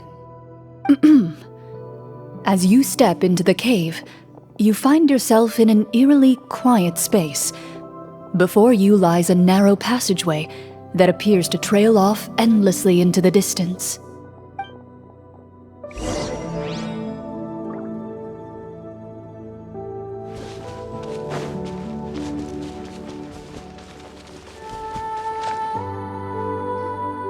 Wow, this must be where the treasure is hidden! But this door is blocking our way in. It almost looks like it's been here for quite some time. I've got to hand it to the tabletop troupe. They really went all out with the props. Huh. What have we got down here? A kind of mechanism connected to the door? Ah, it looks like we might have to arrange it into a certain pattern. A pattern on a stone door. That's something Master mentioned before. Is something wrong, Clorinde? After a long, difficult journey, you finally arrive at the location indicated by your map. It appears to be an ancient site of some sort, where treasure likely awaits. Your surroundings are exceedingly quiet and serene, as if the secret that slumbers here has never once been disturbed. If you listen closely, you can almost convince yourself you can hear the sound of its calm, gentle breathing. That description makes Paimon feel kinda bad for disturbing this place. We're doing this for the sake of the people, to free them from the evil sorcerer. I say it's time for this treasure to once again see the light of day. Linny's right. We need to keep going. The future of the kingdom depends on it. The next part of the story requires us to solve the puzzle, right? Let's start exploring the area. Yes, that should be fine. Something feels off about all this. Guess I'll just have to improvise.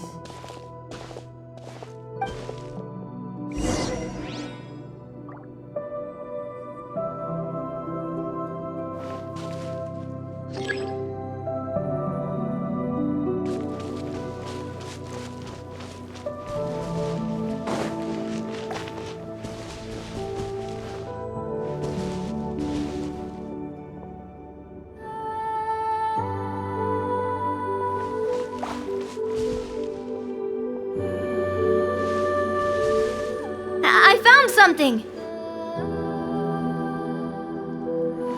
Found something here, too.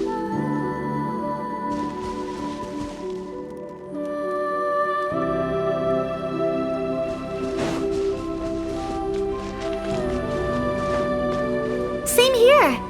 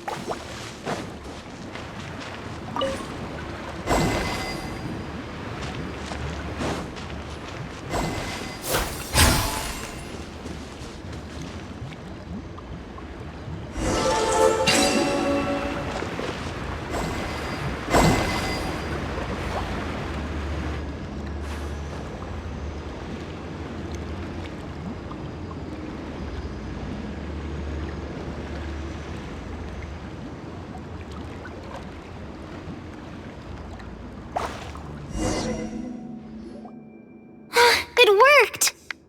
Something just appeared. Some kind of new mechanism, maybe?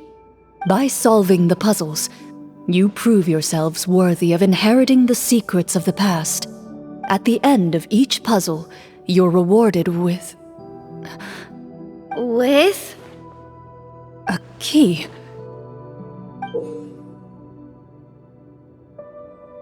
Oh, it must be the key to the big door. This is one of the Marechaussee Hunter keys that are passed down from generation to generation. It looks just like the one Master passed down to me. It is said that 4 keys in total are required to form the final, complete key. And it seems like we just collected 3 of them. That must mean... Huh? What's wrong? You hear a few strange noises. Suddenly, all the torches in the ruin go out at once. Huh? What's going on? Did we fall into another trap? For the sake of immersion, please close your eyes, everyone. Without the torches, the space is now completely dark, and you cannot see anything.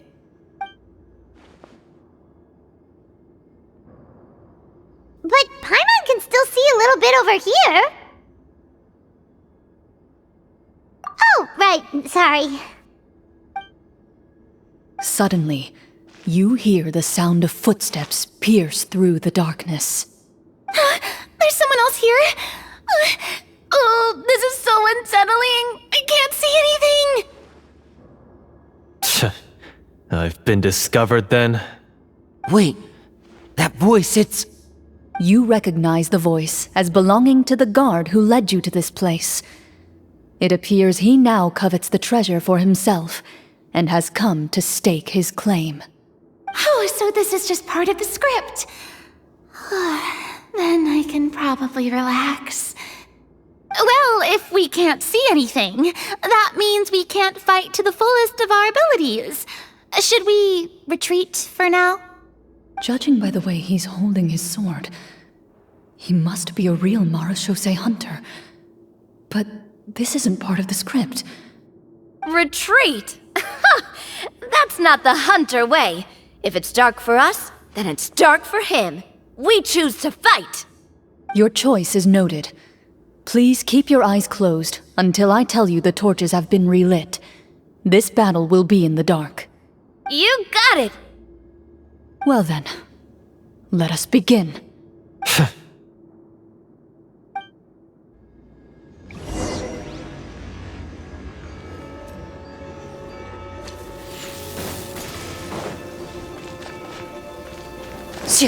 Hunt them down! I'd like to try to hit him with my sword. Your strike is successful! Ha! You're facing a veteran Marechaussee hunter! You don't stand a chance!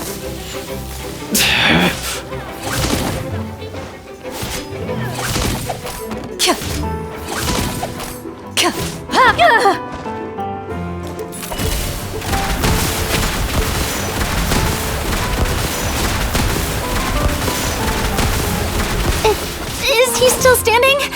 Goodness, he sure has a lot of HP.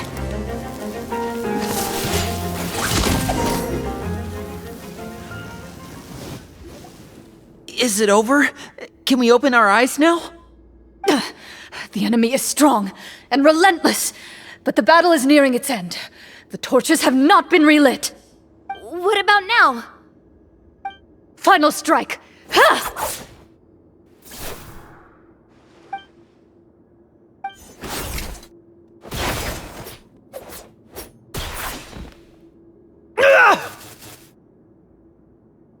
Well, did we get him?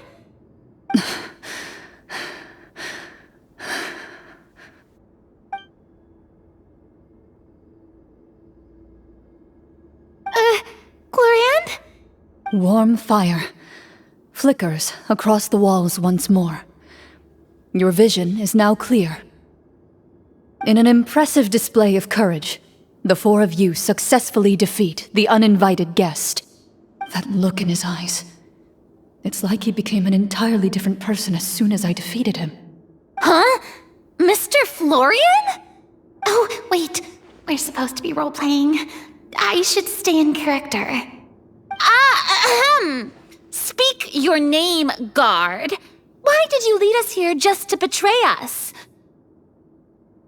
Is this treasure really more important to you than bringing peace to the kingdom? What kingdom? What peace? Those were nothing but lies! I, Florian, am a true Marechaussee hunter, descended from hunters of ages past. So he's also using his real name. Or, wait, was that the name of his character from the very beginning? Then I'm even more confused. If you truly are a Marechaussee hunter, shouldn't you want to help us just like you said before? Shouldn't we fight together for the sake of the people? What do you know? In this day and age, there's no glory to be had as a Marechaussee hunter. What's that supposed to mean? My skills were passed down to me by my father. We lived a life of obscurity in the remote wilderness. Still, he devoted everything he had to being a Marechaussee hunter. And what did he get in return? A life of poverty and pain. In a world that forgot all about him. When he died, not a single person came to mourn his passing. The Marechaussee hunters were the ones who saved this city. We're heroes. We deserved more recognition and respect than this. Is he talking about how no one in the capital seems to remember the hunters and their legacy? I didn't expect the script to contain this level of social criticism. So that's why you want to take the treasure for yourself? You feel like you're owed fame and wealth? If you already knew where the treasure was located, why didn't you just come down here and take it? Because I still needed the final key. Only a true Marechaussee hunter is capable of passing through this final door. As someone who sought to hurt others for his own gain, Florian lost that right long ago. Okay, but what is this treasure anyway? We've got all the keys, right? So can we just go in and take a look? You're sure you want to go in? We've been talking about it for so long. Of course we want to see what's inside. And we've already defeated Florian, right? So he won't try to take it from us anymore. Pesky brats. Watch yourself. Then let's open the door together. All right. Your choice of action is confirmed.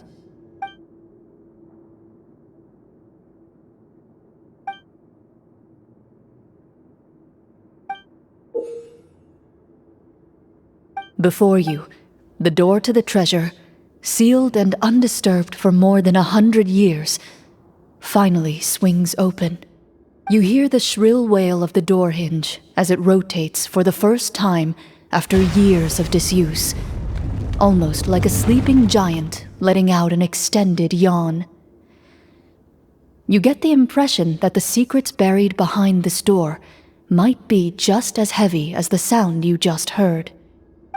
It's open! Come on, let's go in! Paimon wants to see what's inside! Ooh, me too!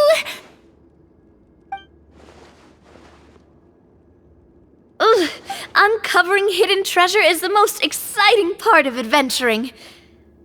What do we have here? Uh-huh. A stone tablet? And some shabby weapons? You call this a treasure vault? Looks more like an abandoned warehouse! Maybe the troupe ran out of budget at the end? They provided a super immersive experience at the beginning only to drop the ball at the most important part? They could have at least filled this place with cardboard Mora or something! Wait, I get it now. Paimon, this is the real Marachose Hunter treasure.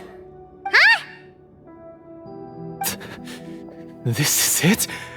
The Marachose Hunter treasure is just a stone slab and some broken swords? I can't believe it. I refuse to believe it!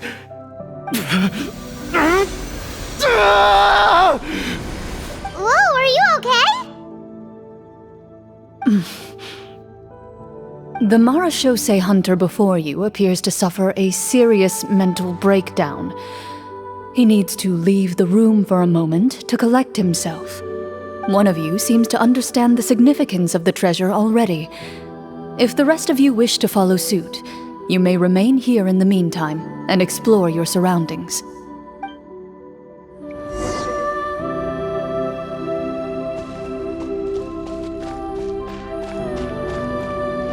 Walter. What is the treasure supposed to be?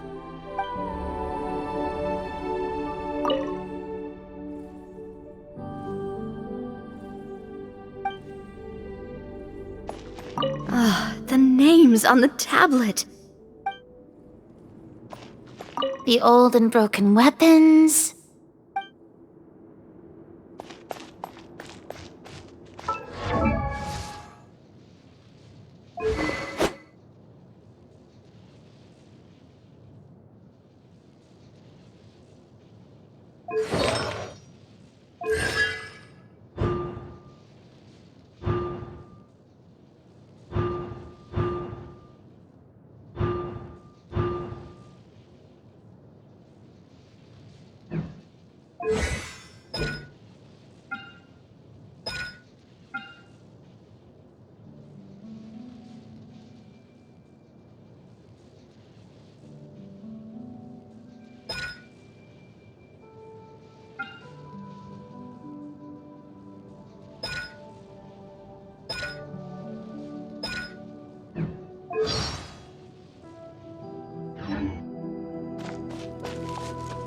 Ready.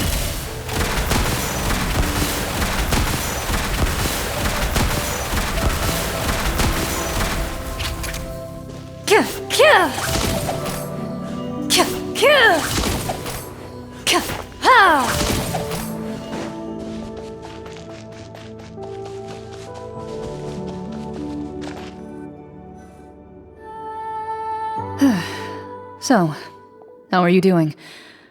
Feeling any better? What just happened? Do you remember how you got here? Or what happened to your body just now? I remember now. I brought you here because I wanted to... The explosives in the cave! You mean these? Huh? How did you... I could tell something was off the moment I stepped into this cave. so I kept an eye out. I've already dismantled the whole thing. So the strongest champion duelist in all of Fontaine saved the day once again. Guess I shouldn't be surprised. It would seem your skills as a Marechaussee hunter are as sharp as ever. I deserve some answers, don't you think? Tell me why you wanted to lure me here. Everything you said earlier sounded like the truth. Luckily, your monologue was dramatic enough to convince my friends you were just role-playing. I don't know. I just always felt like there was something in my heart that didn't belong to me.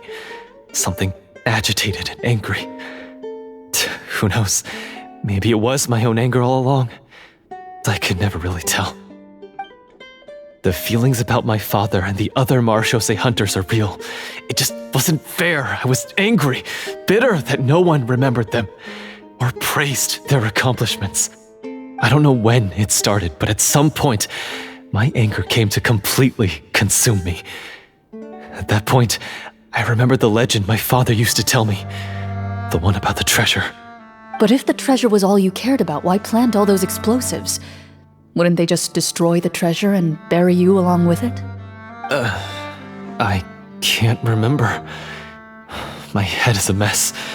It felt like there was this voice telling me to eliminate the hunters, but now it's gone. From your description, I suspect you were dealing with a devorator. Devorator? Oh, your master, your father, I mean, never talked about it? It was a kind of monster that was active several centuries ago. No, I've heard of it. I'm just not sure why you suddenly... Wait, it can't be. The seal! The seal? My family has served as Marechaussee hunters for many generations. But the title and swordsmanship weren't the only things passed down over our line. There was a seal as well. My father instructed me to always watch over that seal and maintain it regularly. He said it had been passed down over a truly ancient age, and protecting it was our clan's most important duty. But I neglected that duty after he died. I finally decided to come down and check on it one day, and that's where my memories become fuzzy.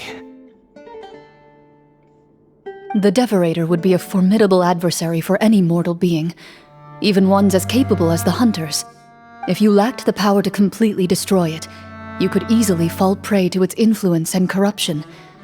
In light of this, some Marechaussee hunters chose to seal the Devorator away, in the hopes that a permanent solution would come with the passage of time.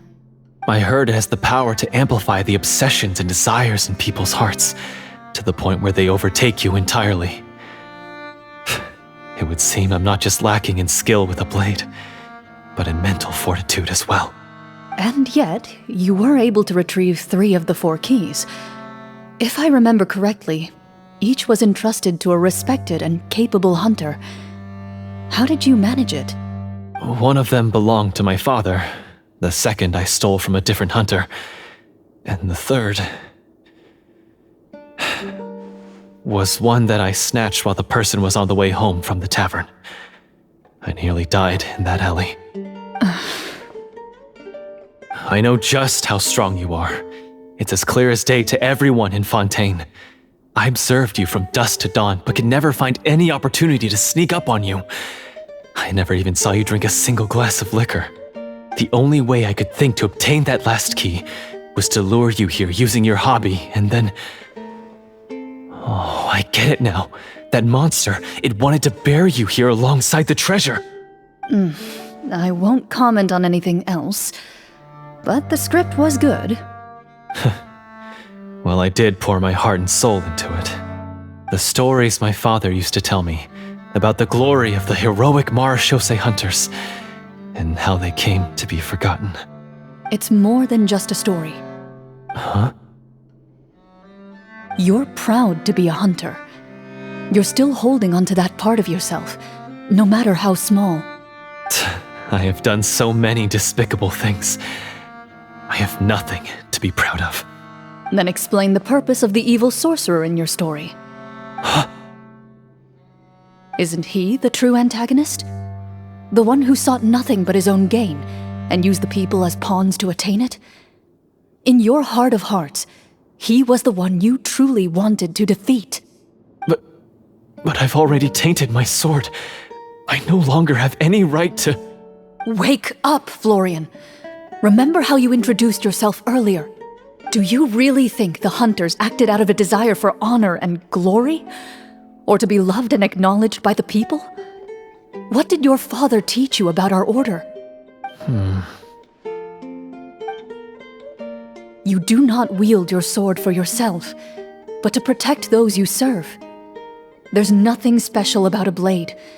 It's the intentions of the wielder that matter above all else. Do you still not understand? Even after seeing the treasure for yourself? The contents of that room, they represent the true legacy the hunters left behind. You're right. I am a Marashose hunter. It's time for me to redeem, no, to finally serve the people I vowed to protect all along. I wouldn't be so quick to push aside the need for redemption. I know. That's a charge I won't bother to defend myself against. Good. Then, come with me, and help me see the script through to the end. Huh?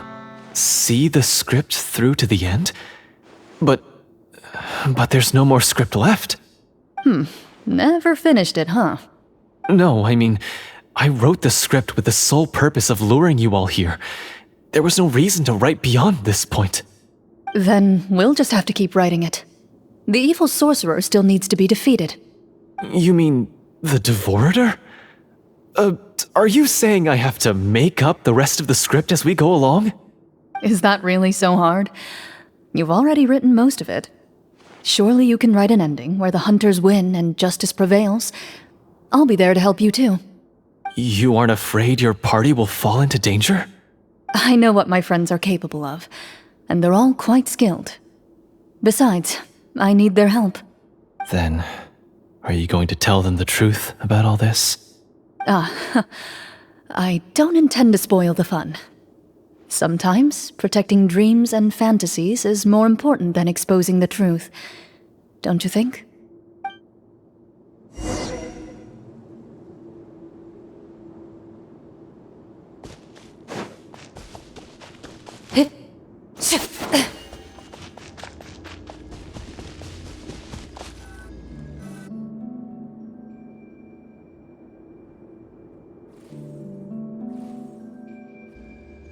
They're back! That took a while.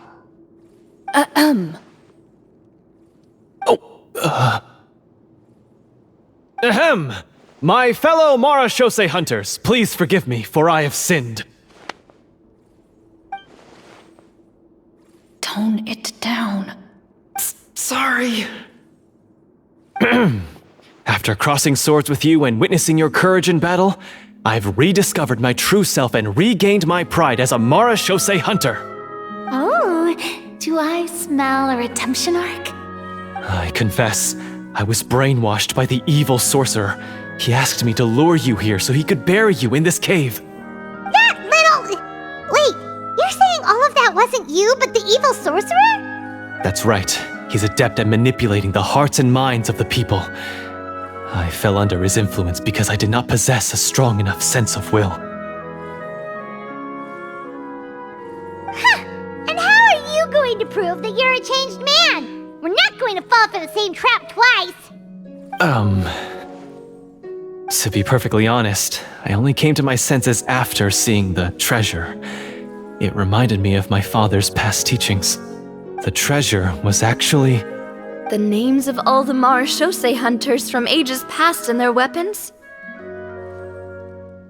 Wait, you already know? Of course. Don't underestimate a veteran role player's exploration skills. Oh, wait, I mean Marashose hunter Navia's exploration skills. We just finished reading through the content of the stone tablet. That tablet recorded the lives of some fascinating people. For example, this Marashose hunter called Est. She inherited the responsibilities of the Golden Hunter and passed judgment on many people, But in private, she had a very easygoing personality. Her favorite pastime was singing and dancing with her friends, and she was said to have a beautiful voice. So, she was just like you. Oh, you really think so? Well, when you put it that way, I suppose I also have a few things in common with this Walter. Working as an executioner, he supposedly used a countless number of tricks to confound his enemies in battle. Oh, if only I could have seen the feats of magic he pulled off back then. Their lives were all so exciting. You could write so many cool books about their accomplishments. How could they have all been forgotten? Because they chose to be. To hunt monsters that only appear in the shadows, you must also operate in the dark. To be a Marechaussee hunter is to willingly give up on wealth and fame. Then this stone tablet must have been left behind by their companions. That's right. Few Marechaussee hunters ever revealed their identity to the public. They always protected the city from the shadows. The only time they spoke of their accomplishments would be at night, when they gathered with their fellow hunters in front of the bonfire to share stories of the monsters slain by their hand. So, this tablet was created not so that the hunters would be remembered by the people, but so that they would be remembered by each other. No wonder this place was so well hidden. You regard the stone tablet in solemn silence. The names of your comrades etched onto its surface serve as a reminder that you are never truly alone. The tablet proves that, although a hunter walks a shrouded path, it is not a solitary one. There will always be those who walk beside you, a fact that remains as true today as in ages long past. Their legacies shall continue to be passed down from generation to generation, as everlasting as the stone onto which their names are carved. Father, you once told me that I should seek out the treasure if I ever became lost. So this is what you wanted me to find.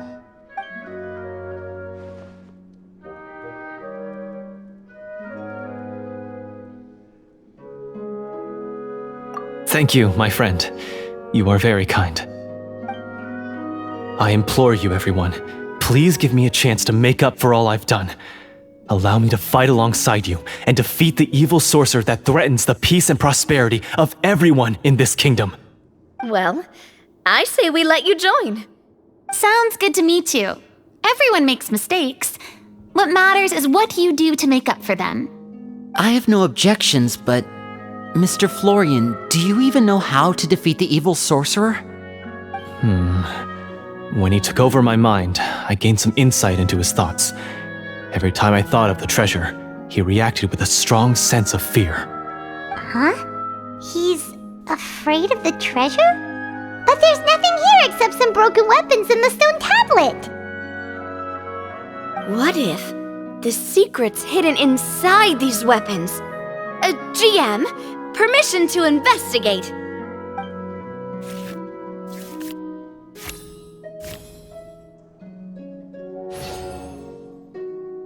At first glance, the weapons appear absolutely ordinary. But as you observe them, you notice a faint energy emanating from within. These blades have slain countless monsters. Though it's been a long time since they were used in battle, their edges remain sharp, as if they're simply waiting for the next worthy hunter to carry on their legacy. So basically take these with us, right? I'll take this weapon, since it used to belong to Est. Maybe it'll find comfort in being held by someone who appreciates the arts. Good idea. I'll take Mr. Walter's bow then, from one archer magician to another. Paimon's gonna pick a cool weapon too!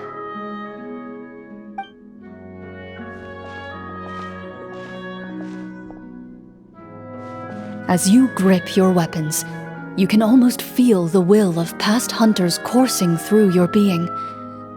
It's a feeling of courage, determination, A silent vow passed down from generation to generation that says, eradicate the monsters, no matter the cost.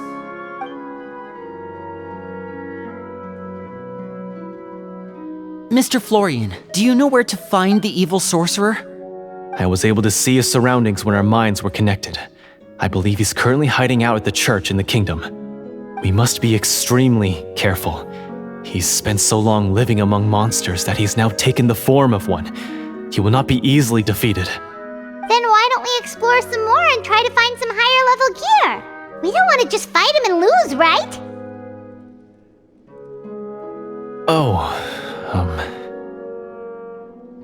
No, we have to strike now.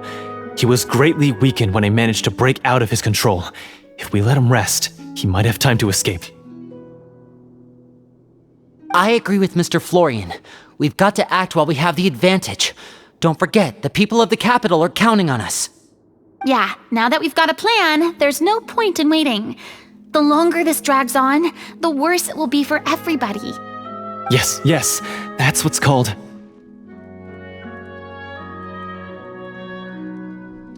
Yes, that's exactly right. Alright, you've persuaded Paimon.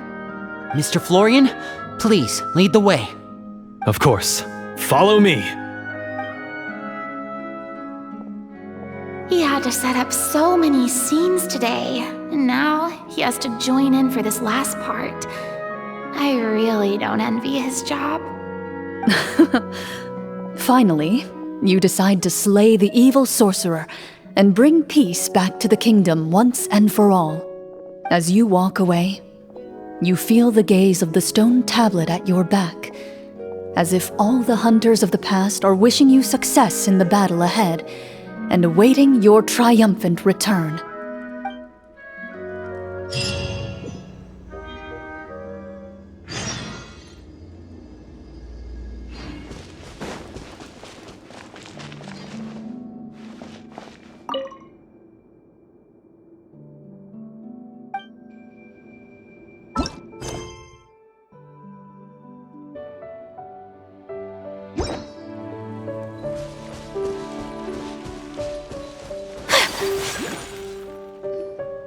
Finally, you arrive at the church Florian described. As you approach, an ominous aura surrounds you. You get the sense that your enemy is close at hand. How strange. This uneasy feeling seems so real. How did they manage that? Now, it is time for the final battle. Let's go!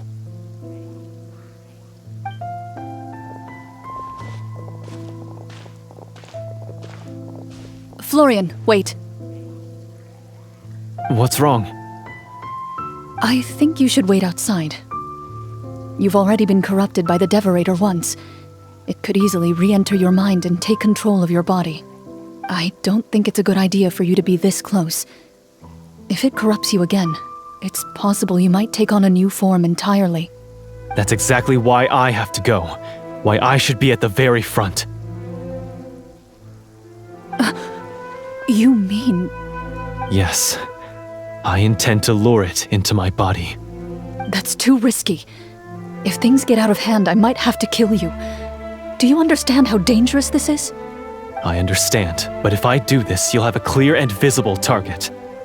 The Devorator will have a hard time passing up a chance to enter a body it knows how to control. You won't have to worry about any of your friends being taken over. You're not like me, Miss Clorinde. You're a just and powerful marechaussee hunter. The monster broke free due to my error. It's only right that I shoulder the responsibility for its destruction. This is... something that I have to do. Consider it a duel to restore my honor. My only request is that you give it your all.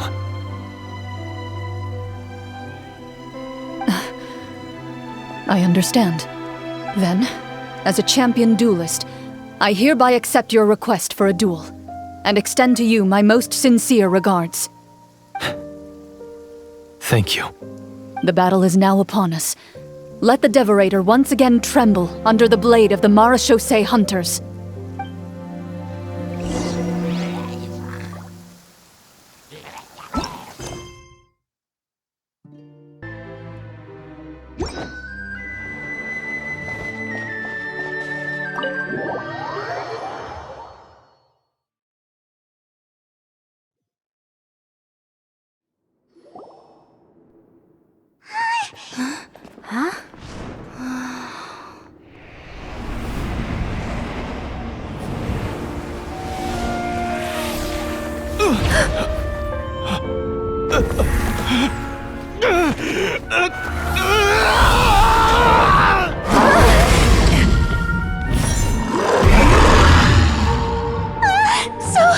So lifelike!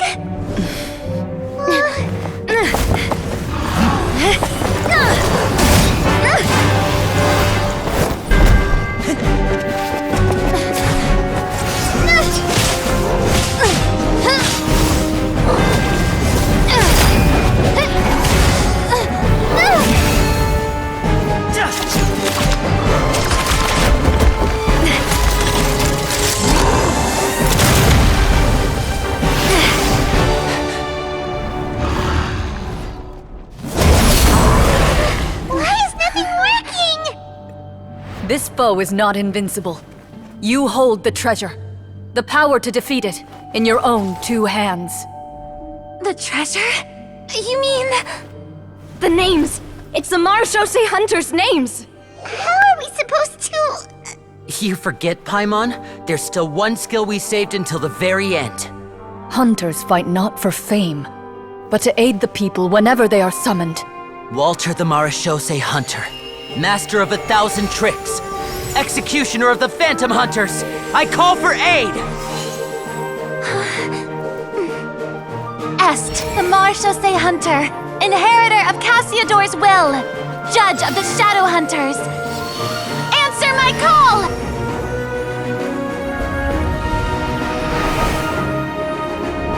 Petronia, protector of justice and order. The hunter I respect the most. Thank you for saving my friend, the best one I'll ever know. Please, lend us your strength!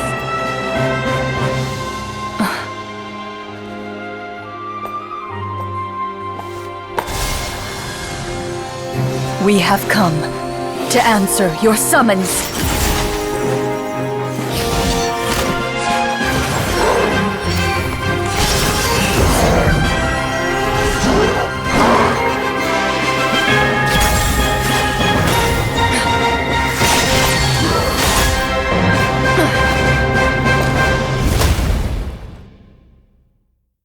And so, the monsters were eradicated, and the sorcerer was defeated.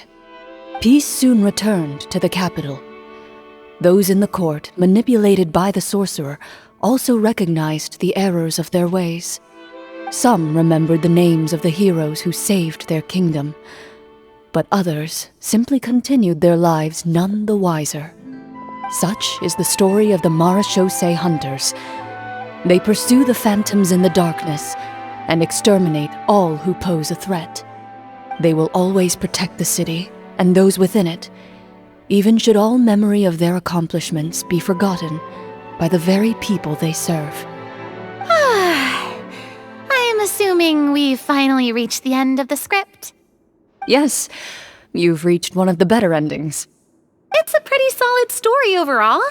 I thought it was just an ordinary adventure at first, but the further we got into it, the more impressed I became with the production and the plot.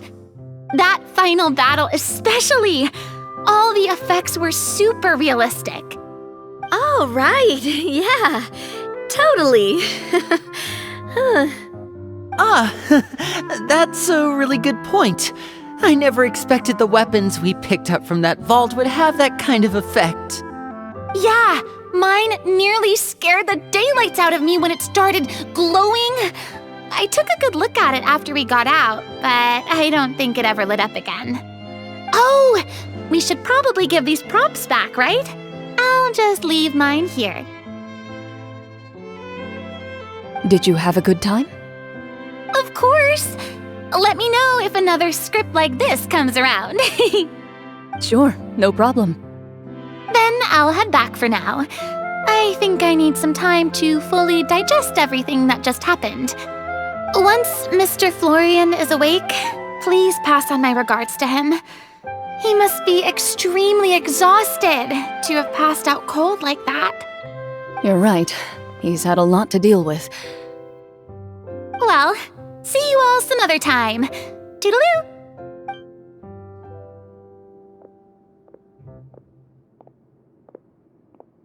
Okay, so, can I ask now, I think it should be fine, yeah. what in the world was going on back there? So you saw through all of that? That time in the cave when you told us to close our eyes, it'd be weirder if we didn't notice anything. I was dying of curiosity the entire time. I mean, you did a pretty bang-up job of pretending nothing had gone wrong. Farina actually looked like she thought all of it was planned. Guess none of us wanted to be the one to break the illusion. What are you all talking about?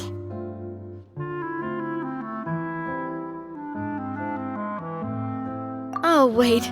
Don't tell me you never... Ugh, this is all my fault. It's not too late to cover your ears. Here, partner, I'll do it for you. Bit late for that, don't you think?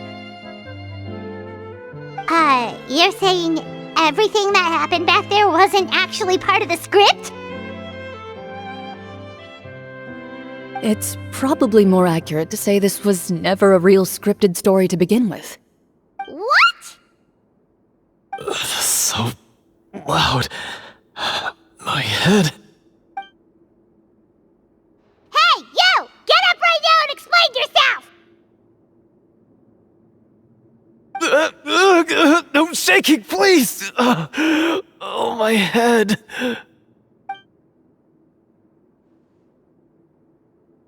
Did Paimon just hear that right? You guys made up that whole last part on the spot? It's not nice to lie to people, but Paimon's gotta admit, that was a really good story, Florian. Oh, and nice improvisation, Clorinde! Yeah, it was like watching a magician improvise a spectacular magic trick after forgetting an important prop. If Paimon knew something was wrong with that vault, she would have floated straight in the opposite direction! Everything was under control. As if you've ever described a situation as being out of control.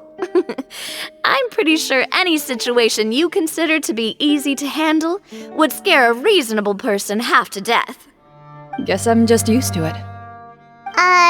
You must run into a lot of unexpected situations then. That explains why you're so good at coming up with things on the spot. As for you, Florian... I know there's no excuse for what I did.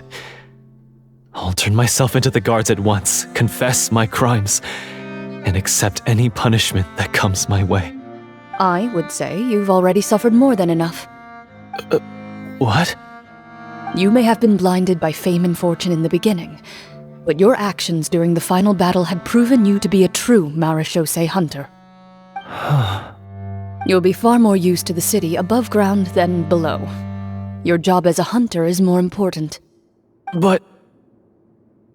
Of course, you'll still need to take the keys and pay a personal visit to the 2 hunters you wronged. Prepare to accept any terms they give you as well. Yes, of course. As far as I'm concerned, though, your showing in the duel was enough to prove your honor. Then I'll do exactly as you said. I'll go return those 2 keys right now. Thank you so much, everyone. I'll do my best to prove myself worthy of the second chance you've given me. I swear this on my name and honor as a Marechaussee hunter. Until we meet again, everyone.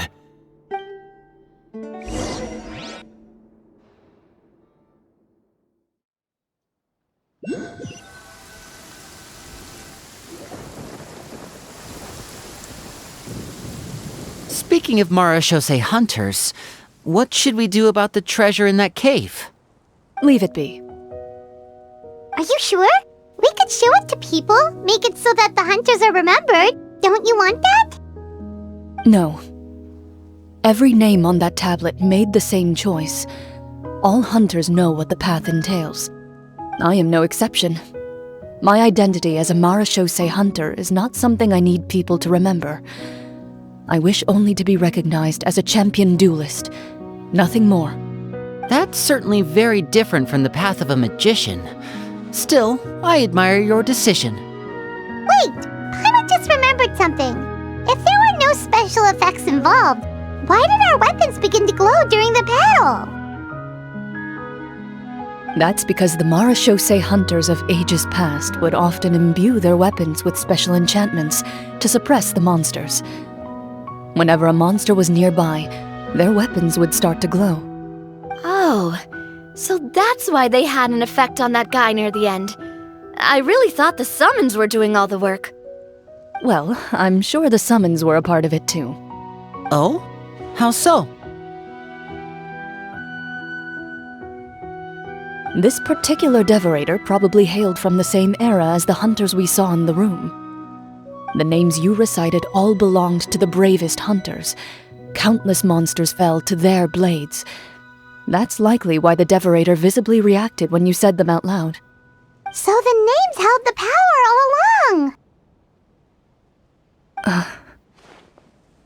Navia, everything you said during your summon.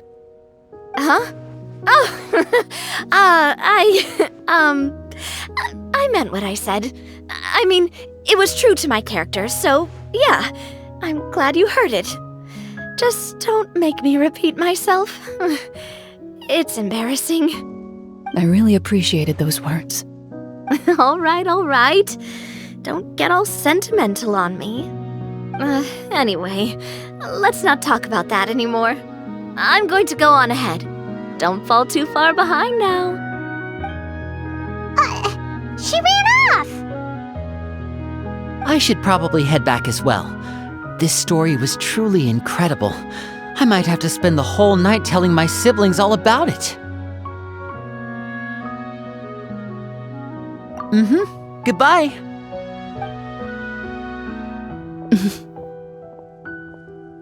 Traveler, should your name and deeds be forgotten, what do you think the significance of your journey will be?